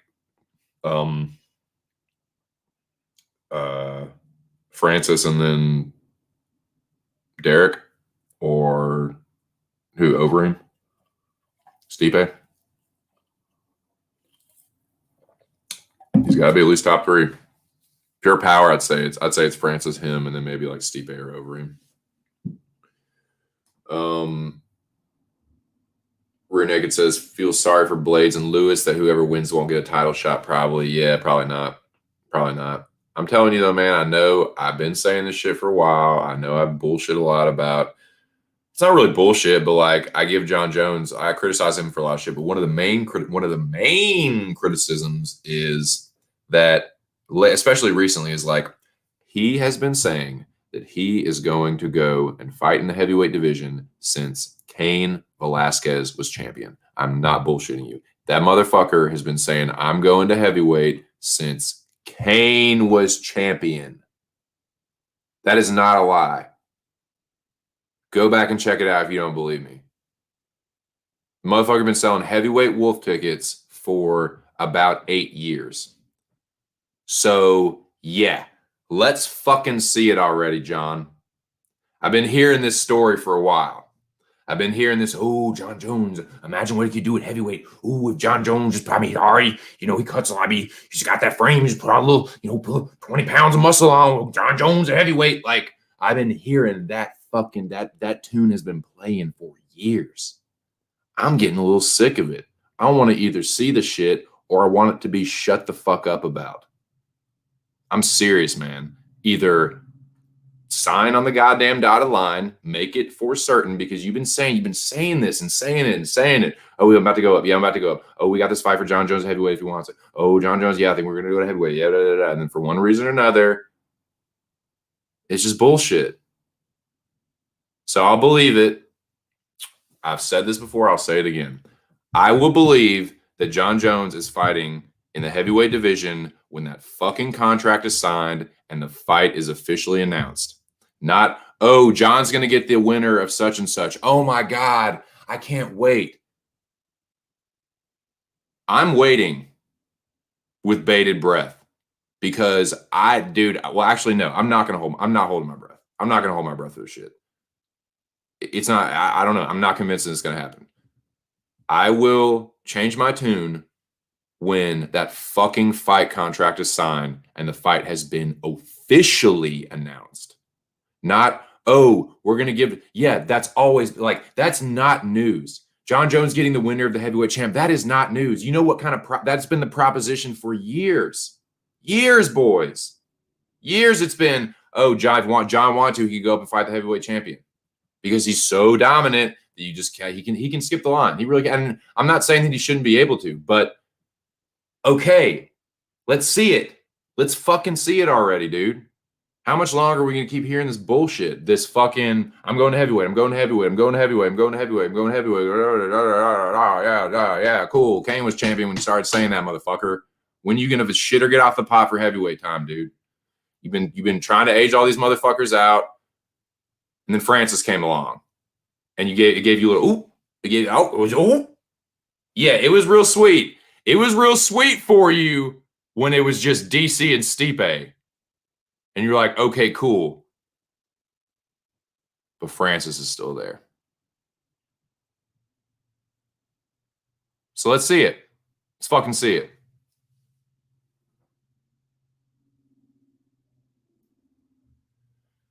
Yeah, exactly. I put it at about 65-35 to a 70-30. I'd say it's about no. I'd say it's 70-30 or 75-25 for Blades. I'm going to go with Curtis Blades. I really like Lewis always makes me nervous, but no, man. I think no. He's not. No. It could happen to me. I could be wrong. I'm wrong all the time, man. I went 6-4 on the last card. I'm not some people. I don't know why some people think that I'm like this. I think that I'm this expert predictor. I'm just a bullshitter, dude. I'm just on here talking bullshit. I make my fucking picks. I make my own goddamn picks. Sometimes I'm right. Sometimes I'm wrong. I'm not a gambler though. I said that like a million fucking times. But yeah. But nah, man, I think Blaze is gonna win this fight. I think he is, man. I just think like could be wrong, see the knockout, but nah, man. Nah.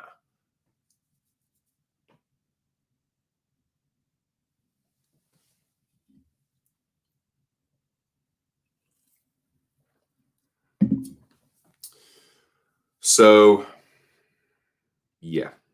That's what I think about that one. Would anybody like to come in? Just shoot the shit for a little bit.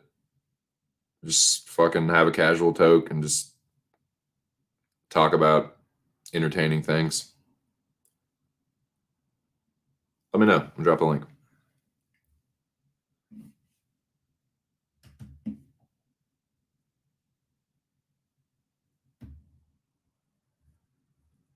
Let me send out the beacon.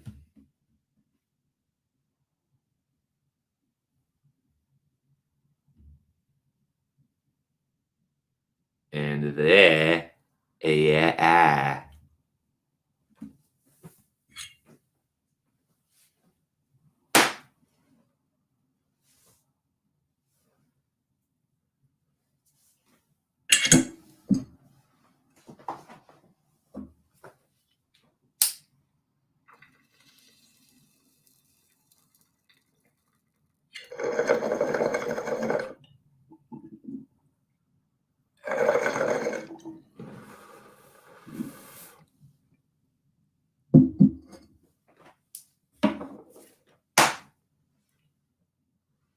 Good God.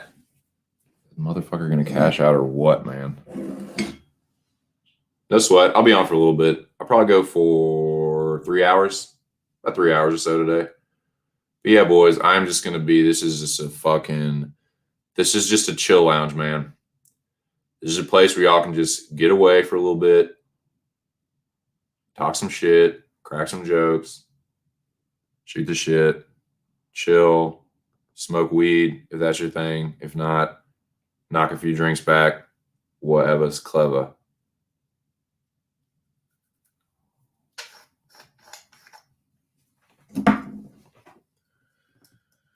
Keeps me medicated and exhale.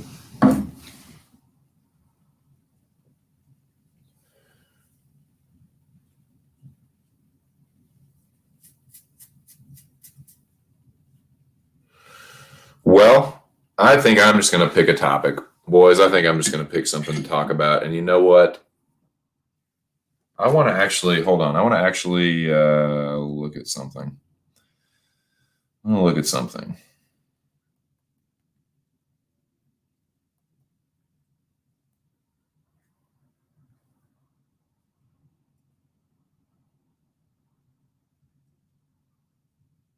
Woo pig! Woo pig suey, baby. How about them hogs, baby? How about them number 24 Arkansas Razorbacks? You better believe it. That Cardinal red and white is in the top 25. Arkansas sitting in number 24, baby. That's what's up, dude. You had to do it, man. I was going to be so fucking pissed. Like, we beat fucking number 10, dude. You're going to keep us out after we beat number 10. Give me a fucking break, man. Put some respect on it. Just like Usman said, put some respect on our fucking name. Arkansas Razorbacks, number 24 in the nation, boys. Led by Jalen Tate, Desi Sills, the fucking, the walking stick Vanover. He's a beast, dude. But yeah, just want to do a little college basketball shit talking for a second. That's all. I don't want to talk about college basketball the whole time because I can't really talk college basketball all the time. But yeah, I just want to put a little shine on them hogs. You know what I'm saying? We are 16-5, and our conference.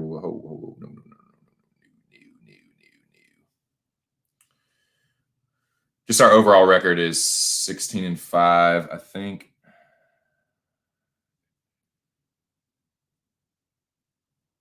Yeah, we're 8-4, so we have the second best conference record. We're number 2 in the SEC behind Alabama. Fucking Alabama, man! I swear to Christ. But yeah, we're 8-4 in the conference. Overall, 16-5. Away, we're 4-4, but home strong at home, real strong at home. 12-1. But yeah, yes, what's up, man? Yeah, Musselman's a good coach. Eric Musselman is a really, really fucking good coach. Jalen Tate is nasty. Jalen Tate, that's my dude, man. That's my favorite Arkansas Razorback player right now. But yeah, just wanted to talk a little college hoops for just a second. But back to movies, man. We're talking movies for a second. Now, yeah, we're talking Nolan. Who is y'all's? I don't even know if like some of y'all might not watch movies like that, but if you do y'all have a favorite movie director? Or is it just like the movie? Like you just like the movie and whoever directs it, like it's kind of that? Or do y'all have like a favorite director where you're like damn near most everything they fucking do? Nolan made me think of that for a second.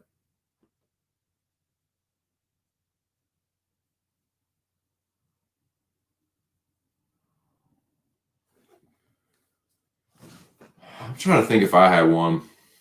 There's a couple that I really like, but yeah. One of my favorite directors now is Denis Villeneuve. The dude that did Sicario and Prisoners and Blade Runner 2049. He's doing the Dune remake. He's like, yeah, Denis. Nice. But do you guys have a favorite, like, a director? Tarantino, nice. Dude, there are some Tarantino movies that I fuck with very, very heavily. They're some of my favorite fucking movies, dude. Yeah, Eli Roth, like, I'm not Mr. Horror. I would say horror is probably like the genre that I have the least movies of, I'd say. But I still like a really good horror movie. I like really good horror. There's some, like I said, there's some like extremely gory and like some like body horror stuff that just like it's just like gross and just like makes me feel uncomfortable, and just like some stuff like that I can't really do a lot of, but I love a good horror movie, like a good like just freaky fucking movie.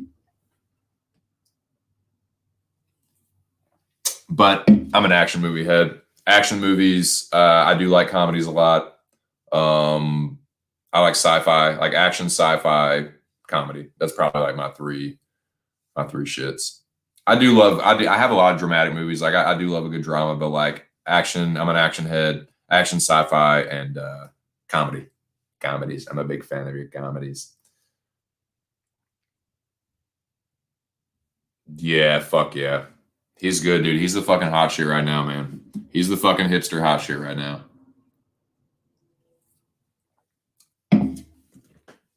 But yeah, he's definitely the film student, the hipster film student's like favorite director.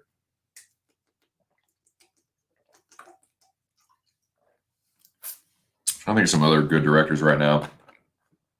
I've always, excuse me. This guy can be kind of hit and miss too, but I've always been a big Michael Mann fan. I'm a big fan of Michael Mann. I love Last of the Mohicans. Heat is really good. I like Collateral a lot. Collateral's very entertaining.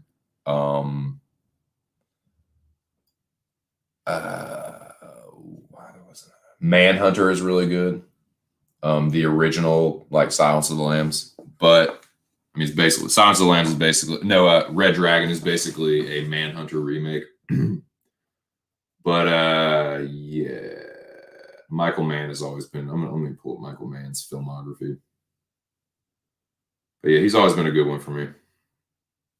I wouldn't say he's my favorite, but he's one of the directors that I like damn near most of all of his movies. I haven't seen Thief. I want to see Thief. I hear that's good. But yeah, Manhunter is really good. Last of the Mohicans, Heat is awesome. The Insider, man. The Insider is a really, really fucking good movie. Russell Crowe. Like, you want to talk about good acting and like a good, like, powerful story. Fucking Insider, man. The one about the whistleblower for the big tobacco companies. Man, that's a good movie. That's a really, really good movie. Crowe is awesome in that, man. Crowe and Pacino. He works a lot with Pacino. I've noticed that. But yeah, I mean, Heat. A lot of people love Heat.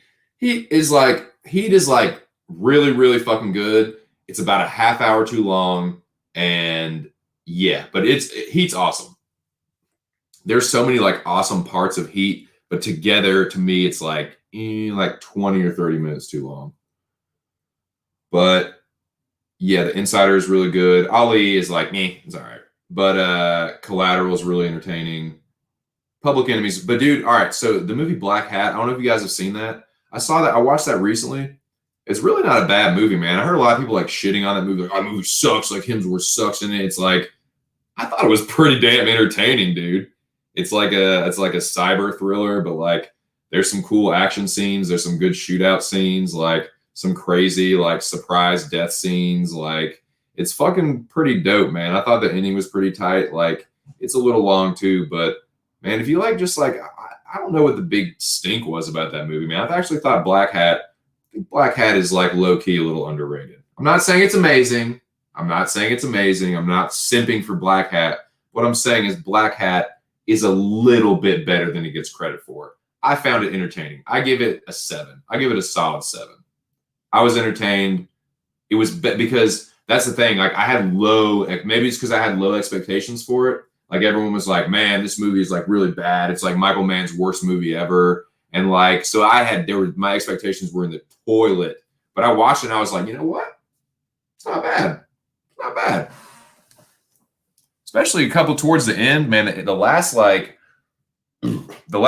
hour of that movie is really fucking dope. It kind of drags at first. It does kind of drag at first, but if you can get through like the first hour, the second half of that movie is a lot better than the first. I'll say that. It builds to a pretty good conclusion. Let's see. Top 3 are Inglourious Basterds, Reservoir Dogs, and Kill Bill. Man, yeah, those are good. God, those are good. So for me, number 3, Quentin Tarantino movies. I'll put number 3. Let me pull up his filmography.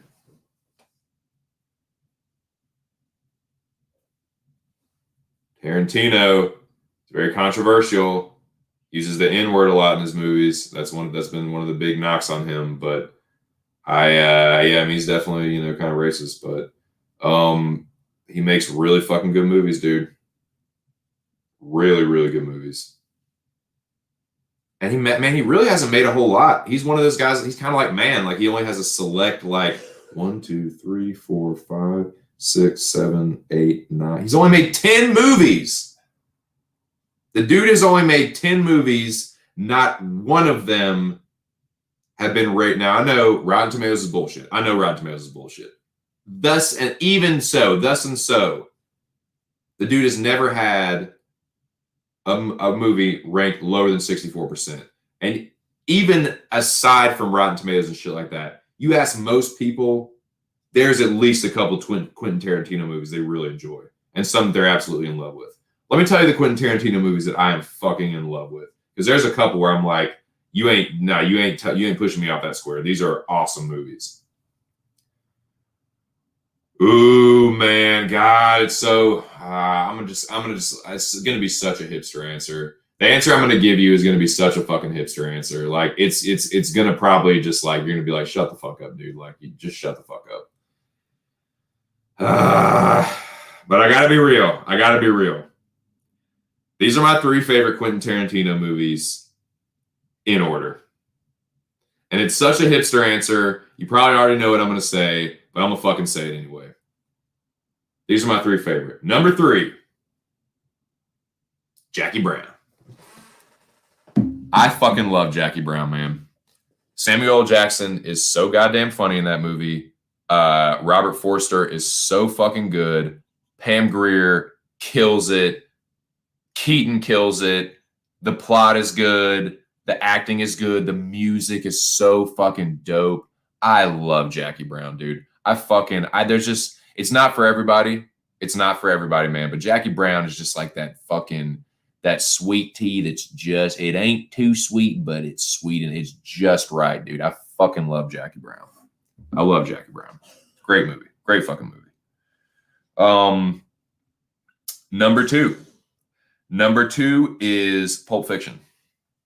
Pulp Fiction is such a fucking cool movie. I think it literally it's like a generational, Pulp Fiction is probably like, you can make an argument that Pulp Fiction is the best movie of the 90s.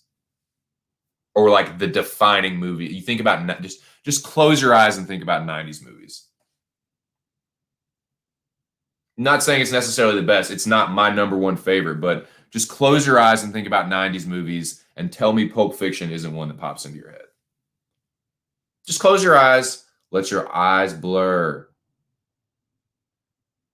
Jedi. Let your eyes blur, Sith Lord. And think about 90s movies. Which classic 90s movies that jump out to you? To me, Pulp Fiction is definitely one of them. It's so cool. It's funny. It's awesome. It's entertaining. It's like dramatic. There's like good acting. It's awesome. The fucking script. It's great, man. Pulp Fiction is a once in a lifetime movie. But my personal favorite is Reservoir Dogs. Reservoir Dogs is that movie is so intense. The acting and dude, Harvey Keitel, that is my absolute favorite role of Harvey Keitel's. I think that the tortured dude that just you can't walk away from the life. He's loyal to a fault. Dude, he's trying to oh man, it's just so seeing the movie, the dramatic irony in that movie, man. The things that the audience knows, and then the things that that he's going through, it's crazy. Because you kind of see the movie through 2 characters, to me. You kind of see the movie through either Mr. Orange or Mr. White. That's pretty much what you see. Those are pretty much there's not really a narrator, but those are the 2 that I think most people that watch Reservoir Dogs will either see the movie through Mr. White or Mr. Orange, maybe Mr. Pink, because Mr. Pink is kind of the guy that's kind of the outside, looking in. He's just trying to get the diamonds and get away. But the meat and potatoes of what really goes on is the relationship between Mr. White and Mr. Orange. And I think that most people usually see that movie or identify with either one or 2 of those guys. Is my because I've watched that movie so many times. I've analyzed it. I've watched certain scenes and chewed on different scenes. And dude, it's one of my favorite movies. It's my favorite Quentin Tarantino movie for sure. Reservoir Dogs. So yeah, Jackie Brown, Pulp Fiction, Reservoir Dogs in that order. So his first, his second, and his third. I know it's a hipster answer, but it's true. It's just fucking true. I've been watching this movie since I was 14, 15. So not that long after the movies came out. In fact, I remember renting Jackie Brown as a new release when it came out. I remember that, dude. Because, yeah, that came out in 97. I think I was 12 or 13. So, yeah. For sure. but yeah, Reservoir Dogs and Jack. We can talk if you like. If Reservoir Dogs is one of your favorite, man, I'm your Huckleberry dude. We can talk. We can do a whole fucking segment on Reservoir Dogs if you want. But yeah, it's like the script, the intensity. Like one of my favorite scenes is when Mr. White and Mr. Pink are in the bathroom and they're recounting what happened. They're thinking like, they're like, okay, they're literally like, okay, I blink my eyes and there's cops everywhere. He's like, and then um, everyone goes crazy. Then Mr. Blonde starts to shoot. He's like, no, it's not correct. So what do you mean it's not correct? He's like, uh, no, there were cops everywhere. He's like, no, I'm not saying the cops weren't there. I'm saying they were there, but they didn't make their presence known until Mr. Blonde started shooting everybody. I mean, that's how I know we were set up. You know, it's like they're going through and they're trying to figure out like what the fuck, like everything is fucked. Like Mr. Blonde went crazy, like just the worst, like imagine like the worst like robbery scenario you can possibly think of, like a diamond heist that could not possibly have gone more wrong. You know, you got an you unknowingly have like a psychopath, like a sociopathic, like, you know, nihilistic, like murdering motherfucker who's like throwing a monkey wrench in the whole thing. You have like a dude that's an undercover cop. You have a guy that's like a career criminal that's trying to hold it all together. And then you have the other guys that have you have Mr. Pink, who's like caught in the middle of it. Like, it's such a fucking good movie, man. Like, oh man, like, yeah. But that's one of my favorite scenes when he's like, when they're like, they're like gathering themselves, they're like smoking a cigarette, and they're talking about like what happened.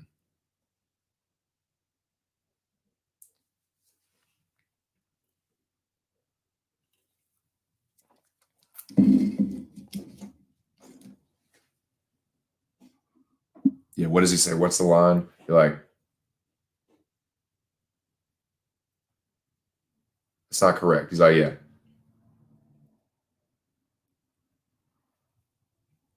I'm not saying the cops weren't there. I'm saying they were there. Yep, and that's how he like figures it out. I mean, Pink's onto it. He's like, he puts it together like, yeah, they fucking we're in the store. Everything's going fine. Then the alarm gets tripped. Then I blink my eyes and there's cops. Then Mr. Blonde starts to shoot. Yeah, and he's like, no, it's not correct.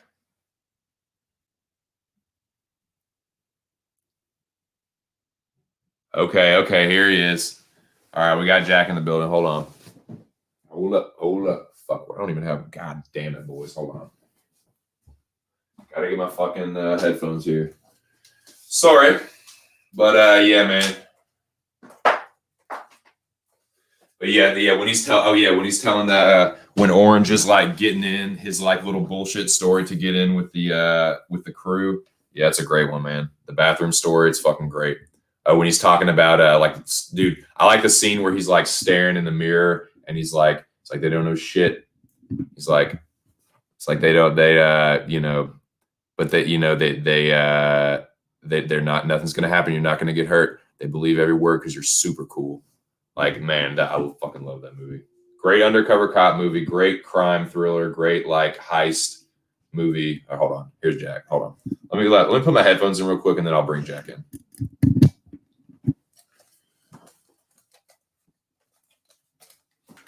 Sorry, Jackie boy, don't mean to keep you waiting backstage. All right, I'm bringing him in. Y'all already know who it is. Jack Attack MMA. What's going on, Jack? Hold on. What's up, my dude?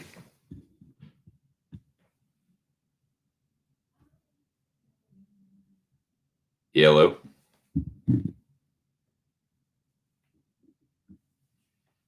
Hello. Jack, can you hear me? Ah, damn it. Damn it. Damn that Northern England internet. Oh man, but yeah.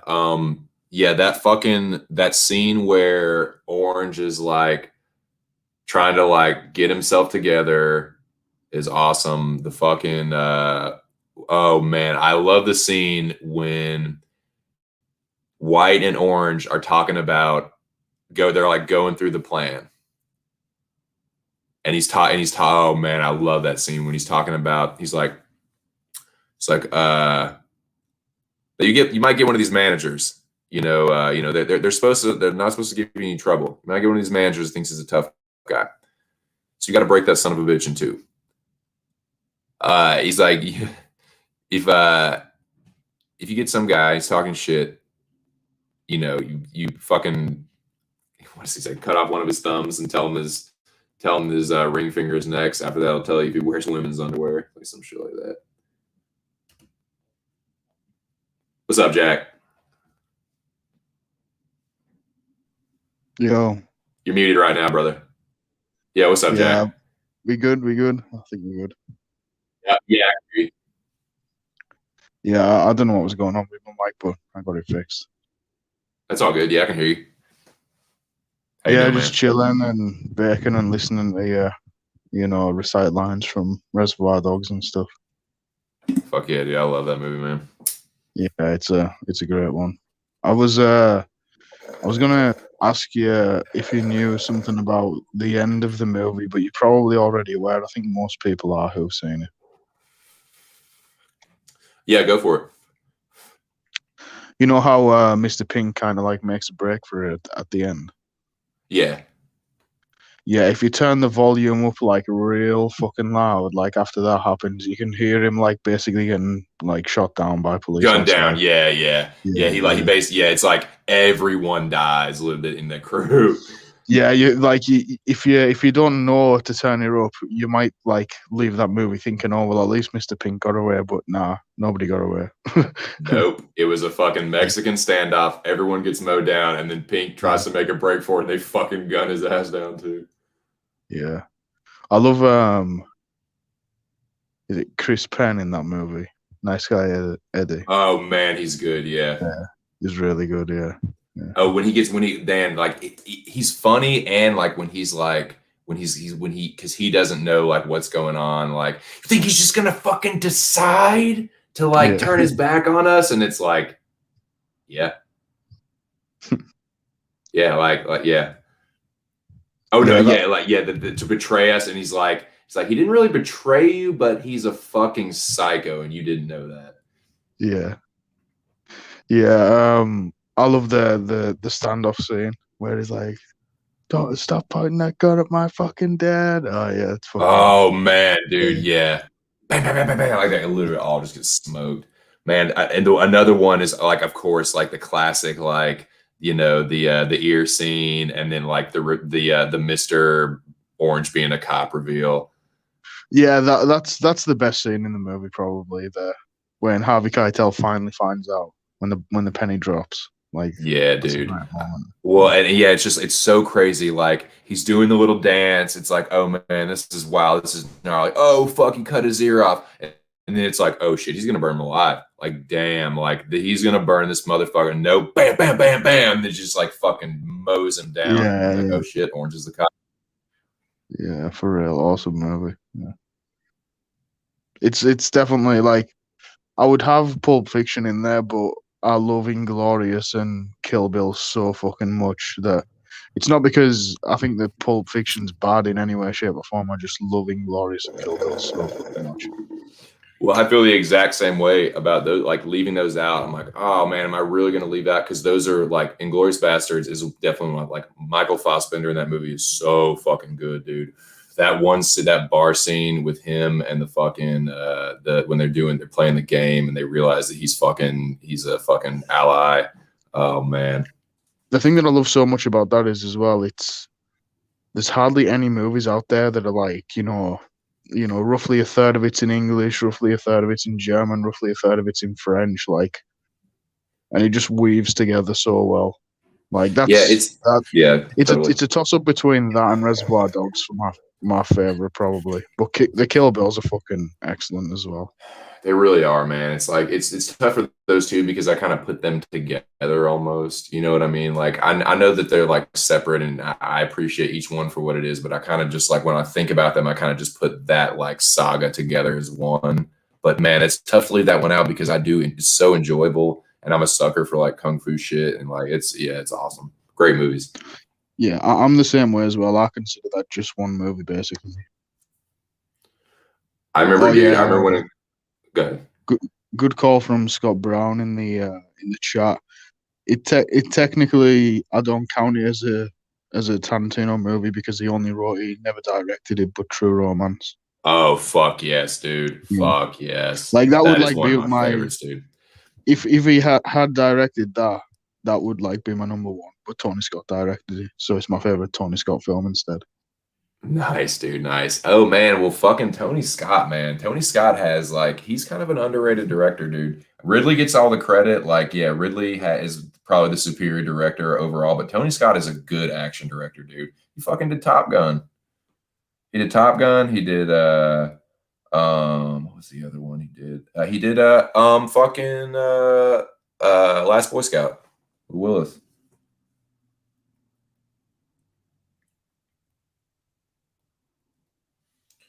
Yeah, Tony Scott. Tony Scott. Yeah, he was the guy. He's Ridley Scott's brother.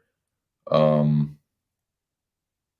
fuck, that's crazy, dude. Yeah, he did Top Gun, Beverly Hills Cop 2, Days of Thunder, Last Boy Scout, True Romance, Crimson Tide, The Fan, Enemy of the Man on Fire, dude. That's one of my favorite Tony Scott films. I am a sucker for Man on Fire. A lot of people don't like that movie because it's like they say it's like too long, but I like that movie a lot. I think one of the last ones he done was like about a train called Unbreakable or something. That one was like really bad, but you know, no, you can't like be a director for that long of a period of time and not make some bad movies. You know what I mean? Oh fuck yeah, dude. Yeah, and like he's definitely not as like he definitely doesn't have the filmography that Ridley does, but like yeah, Top Gun, Last Boy Scout, True Romance, Man on Fire, like those are fucking good movies. Oh, for real, yeah, definitely. Yep. Tony Scott, good one.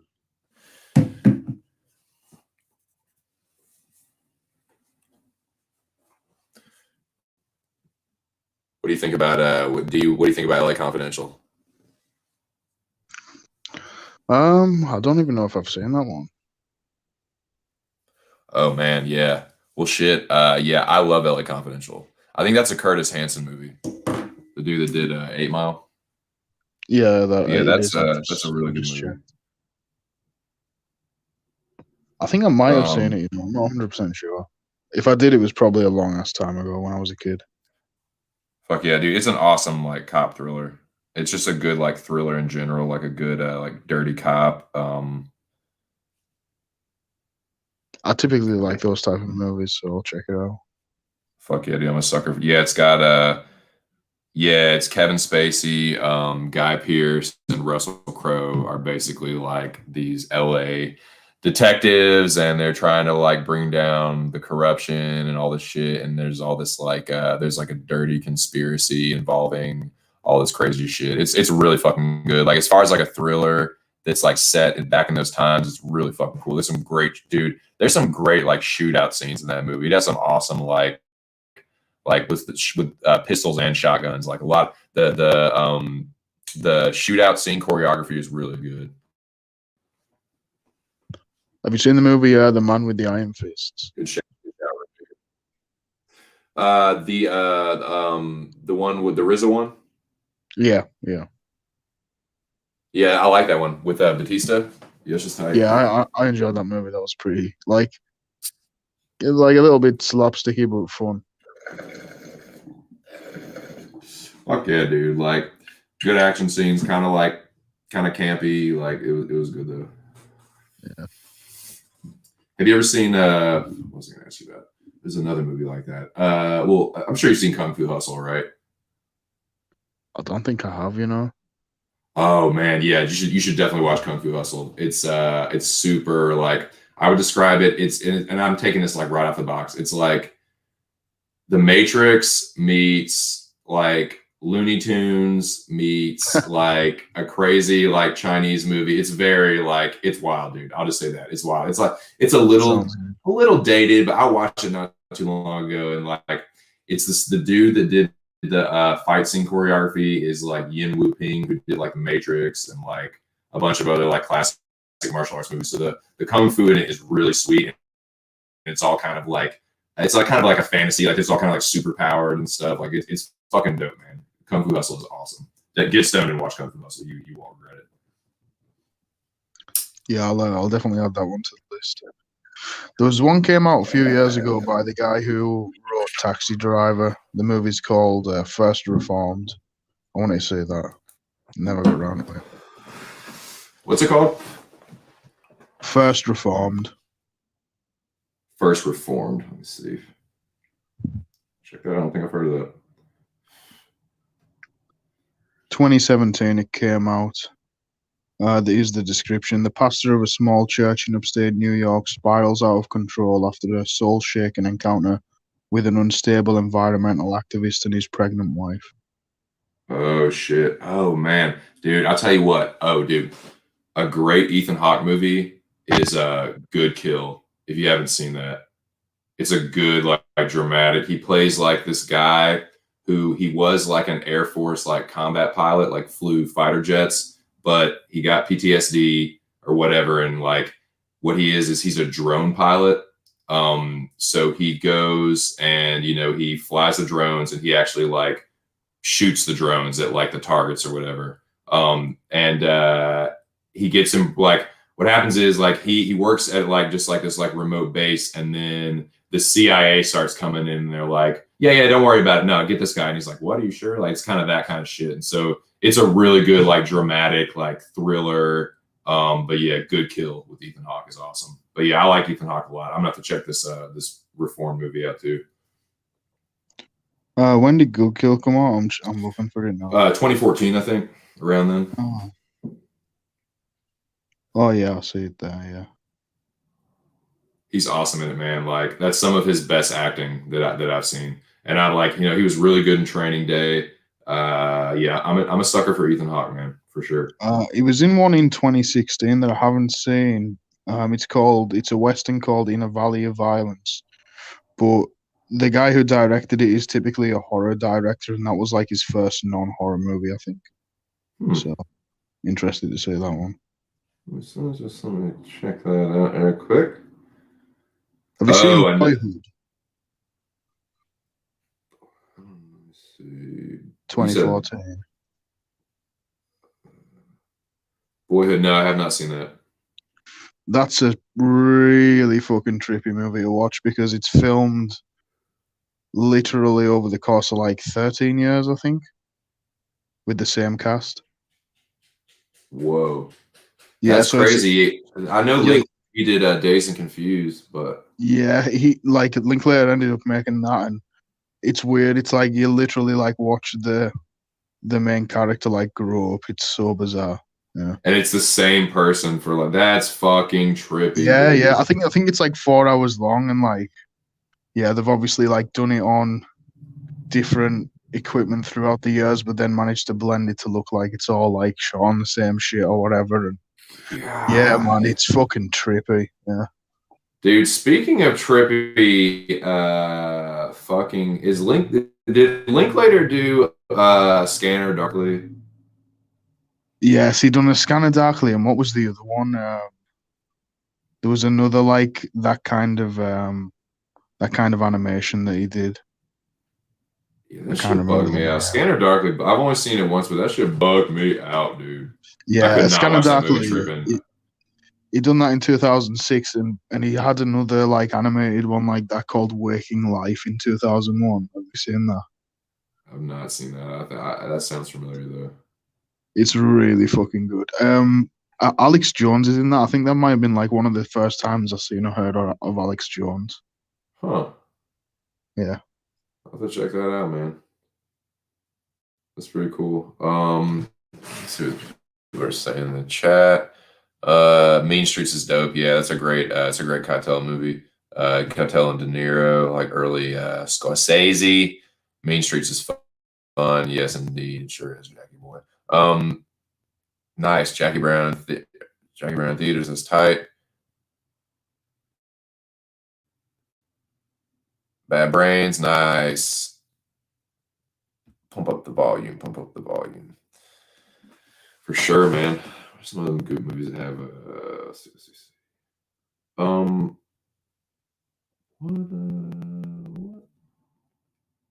There was something I was thinking about, man. Like, I hate when that shit happens, man. I think I'm just gonna take another bong rip and maybe it'll come to me. But yeah, man, just you shoot the shit about whatever you want, man. I was just kind of talking. I'm liking talking about the movies, honestly.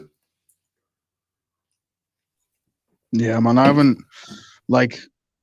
been watching anywhere near as much as I used to watch when I was younger, but I worked at a movie theater for like 5 years, had free tickets the whole time, so I've pretty much always just been watching movies, especially like 5 to 10 years ago. That was like my heyday of watching movies. But when you watch as much MMA as people like me and you do, you watch less movies. Fuck yeah, dude, because it's such like a time investment, man. But yeah, like it's funny, man. You say that, like that, dude. That first of all, that's fucking awesome. That you get to, like to watch the movies for free and like because I always thought that would be a cool job to have to like work around the movie theater because I do like nerd out about movies so much. But that's tight, man. That's fucking tight. Yeah, that was one of the best perks for sure. Fuck yeah, man.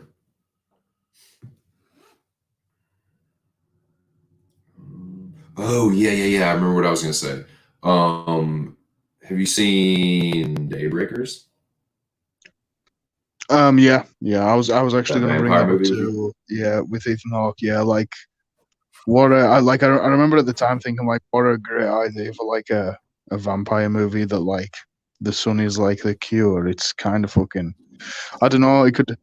If M Night Shyamalan done it, it would have turned out like The Happening, but because some other guy done it, it worked. Yeah, I like that. I enjoyed that movie. I watched it not too long ago, and for the most part, it still like holds up. It's one of those you just kind of like just suspend disbelief and just kind of enjoy it. But yeah, It's I enjoyed Ethan Daybreakers. Hawke and Willem Dafoe, if I'm remembering correctly. Yep, Yeah, that's it. Willem Yeah, Dafoe Ethan is Hawke cool. is the vampire scientist. Yeah, I love Defoe. I know that he played. I think it was Vincent Van Gogh in a movie recently. I want to watch that. Nice. Do you remember what it's called? I think it might literally just be called Van Gogh or something like that. Oh, hell yeah. Okay. Oh, the other one. This one is kind of wild. This one is super. Speaking of trippy movies, the guys that did Daybreakers, they're these like Australian film directors, Spierig brothers. Have you seen Predestination? It's fucked No, I up and haven't. it's really trippy. But dude, if you want a mind bender that like it deals a lot with causal loops and like paradoxes, like kind of like a Terminator paradox kind of thing. You talk about, all right, so you know how like Inception, you kind of like, have you ever seen like the maps that people have made about Inception where it just kind of like draws the lines between where the different like layers of the dream start, and it's just like basically like a nerded out like diagram basically of how Inception goes together. Well, the one for Yeah. Predestination is even crazier than that.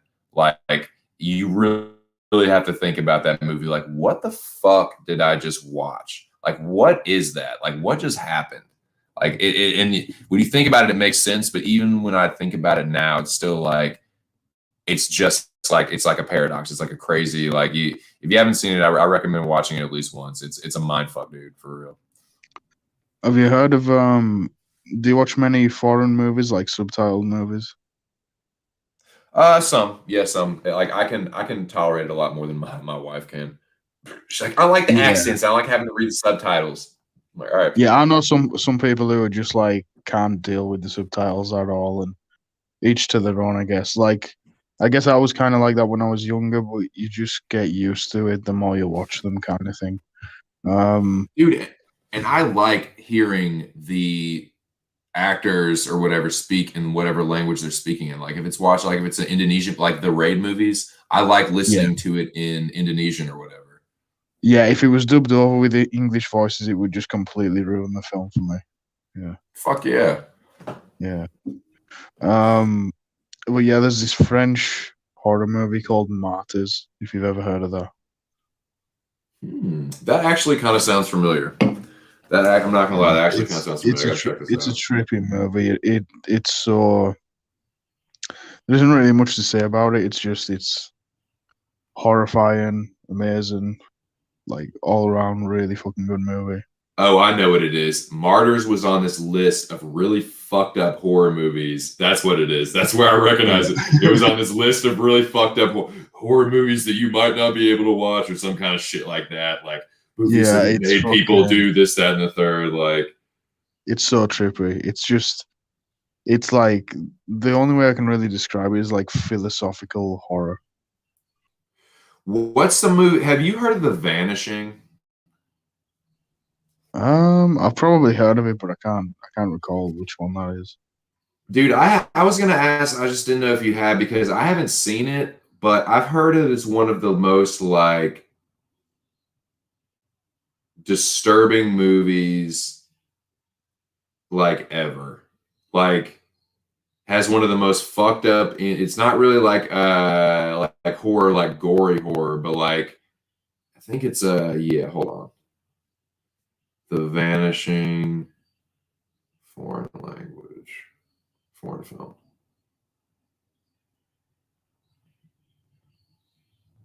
Yes, yes. Okay, hold on. Yep. This is it. The Vanishing. Yep, a thriller about.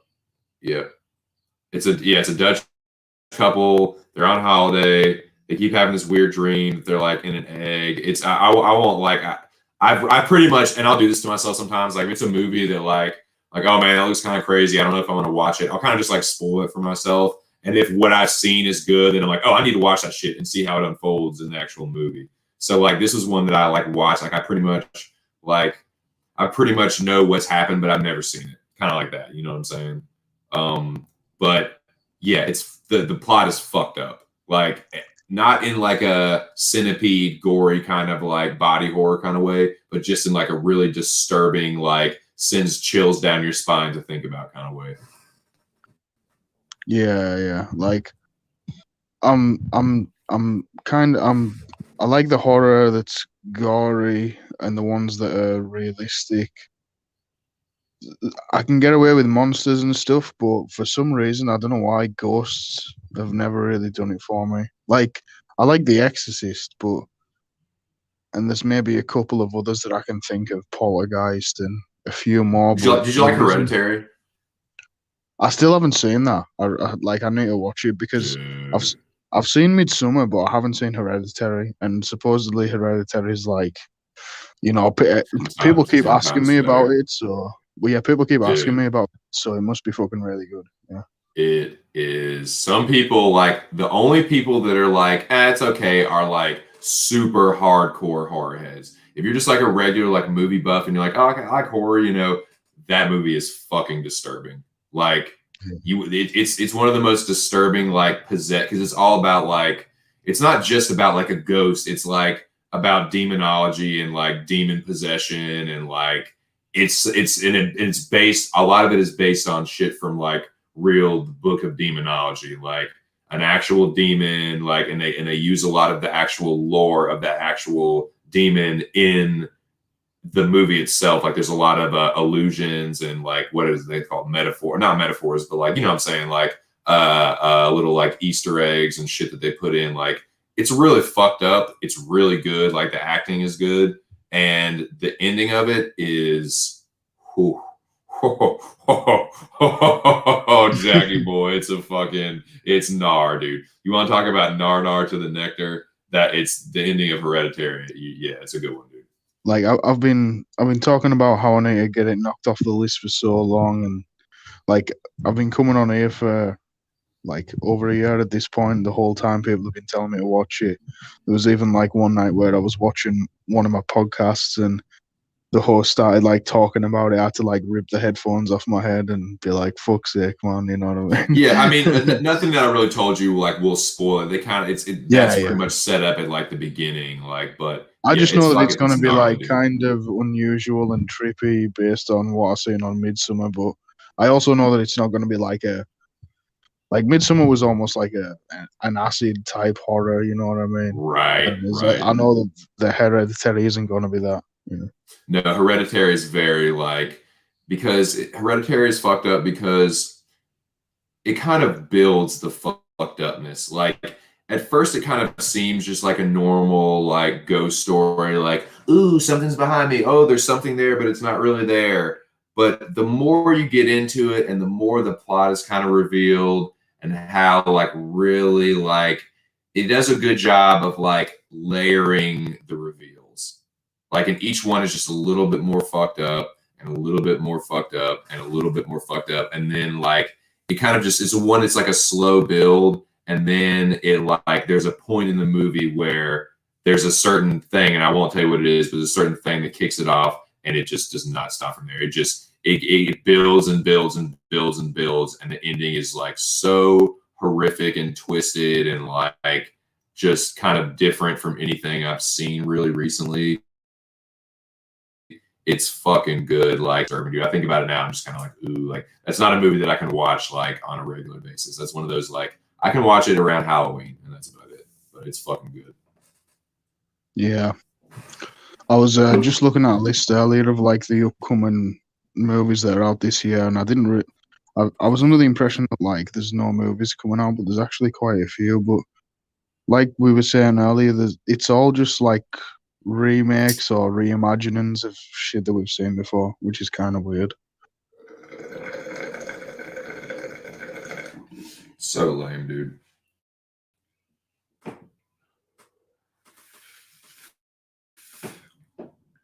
So fucking lame. But I love finding those like independent movies or those little like gems that you know. Yeah, those are usually the ones, the low key ones. Hell yeah. Well, I so check it out. So I just got a text from Lady Two Cents. She says dinner is done and the hogs are on. So what I'm gonna do is I'm gonna go. Let's go for another what, like 15, 20 minutes? Is that cool? Well, if you want, it's 10 past midnight. I was gonna jump off soon anyway, so Yeah, yeah, I'll yeah. go. You can, yeah, you can, if you want to dip now, that's fine. Yeah, because I think you want to go for three anyway, so you can like wrap it Yeah, I up. was gonna want to go for three. I might cut it short now though, because I definitely don't want to fucking today. I won't get into it, but today's not the day to there's some dumb shit that happened that she had to like, she had to put out a fire today that she was not expecting, and your boy your boy needs to tread lightly. So I'm not gonna Yeah, fucking push it. I might I might just cut it at like whatever 2.5. But man, I appreciate you coming on, Jack. It was fun, man. We'll have to do this again. yeah, cool, dude. Thanks for having me on. Yeah, no sweat. Yeah, you wanna plug anything? You wanna tell the people how they can follow you? Yeah, it's Jag Attack MMA on Instagram, Twitter, YouTube. I've been uploading quite a lot over the last few days, just little tidbits like fighters' first fights and little clips. Yeah, check it out. And thanks for having me on. No sweat, dude. Thank you, man. Anytime. I'll be back at tomorrow. Sweet, dude. Sweet. Catch you tomorrow. All right, bro. Peace. Peace. There he is, the one and only Jack Attack. But yeah, man, let's go until I'll just make it a neat 2.5. I don't wanna upset this woman. I want to push my luck tonight, boys. It's been a nice, pretty calm day, but I do not want to push it with this woman tonight. So she made a dinner, and I'm going to eat it and watch them hogs, baby. I believe we are playing Texas A&M. Oh goddamn, got her second Aggie sons of bitches. Aggie son of a bitch. Let's see. Arkansas. Razorback. Arkansas basketball. Oh, just pull the shit up. Well, we play in Florida. Hogs versus Florida. Yep, Hogs up by 2. But yeah, we're in the first half, 15 minutes left. But yeah, man, let me go through these comments and we'll kind of wrap it up. But okay, yes, since we only got a couple of minutes left, I want to thank everyone that came through today. I will be back at it tomorrow, boys. And I tell you what, I'm going to come up with I want to kind of make a schedule, man. I want to kind of just kind of come up with a schedule and kind of focus each day on something different. I might even just like designate my UFC streams. Because y'all know, I'm a hardcore UFC fan. But I do want to do more shit like this. And I don't want to like brush y'all's comments about UFC off. I want to be able to just like dig into that. But I want to be more like focused. So I think I'm gonna start doing it. I think I'm gonna make a schedule and I'll probably do like 2 UFC streams a week. Like one previewing it. That's what I'll do. Yep, that's what I'm gonna do. God damn it, I'm just making up my mind today, boys. It's crazy. That's what I'm gonna do. One night a week will be movie night. Another night, 2 other days or whatever, or one day a week will be movies, or I might make it a week. I haven't really decided on that one, but at least one night will be movie night.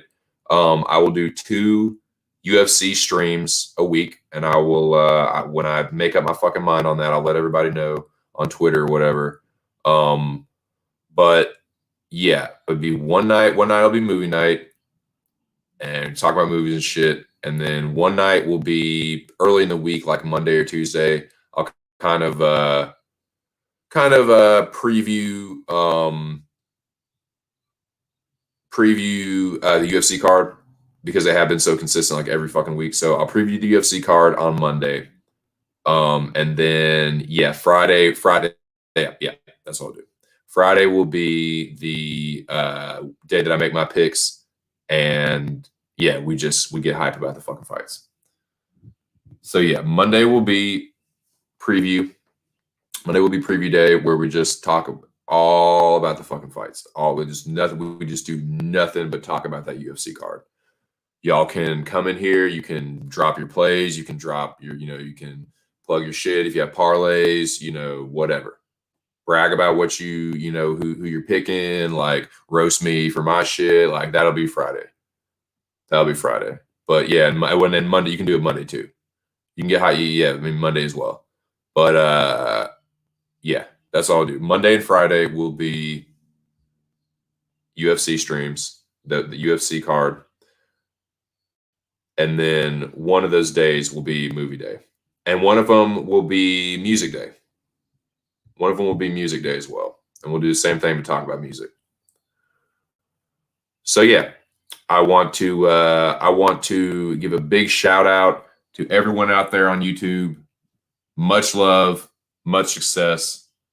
I appreciate everyone that came through this stream today. Much love, much success to y'all. I will be back at it tomorrow. I will let you guys know what kind of stream it's going to be, and then we'll just fucking chop it up, man. But yeah, thanks again, y'all. I really appreciate it. And yeah, hope y'all have a good one. Be on the lookout for Thursday. Like I said, will be episode 3 of Chad Makes It 6 with my wife, Lady 2 Cents. We definitely got some things to talk about. Boys, tell you what, she has been jumping into the streaming thing with both feet. She came up with some ideas. We're going to have some segments. It's going to be like a radio show. Thursday is going to be like a radio show with me and my co-host. Be like a morning show, but it'll be like a evening show, evening radio show. So that'll be Thursday. Like I said, Friday will be UFC picks, UFC hype. Day before the fucking fights, and then Monday will be kind of a review and a review and a preview. Excuse me. All right, boys. Well, that's it for me today. Like I said, thank you again. Much love, much respect. To everyone out there on YouTube, I hope y'all have a wonderful evening. This has been Just My 2 Cents. Thanks again, boys, and I hope to see y'all on the flip side. Peace!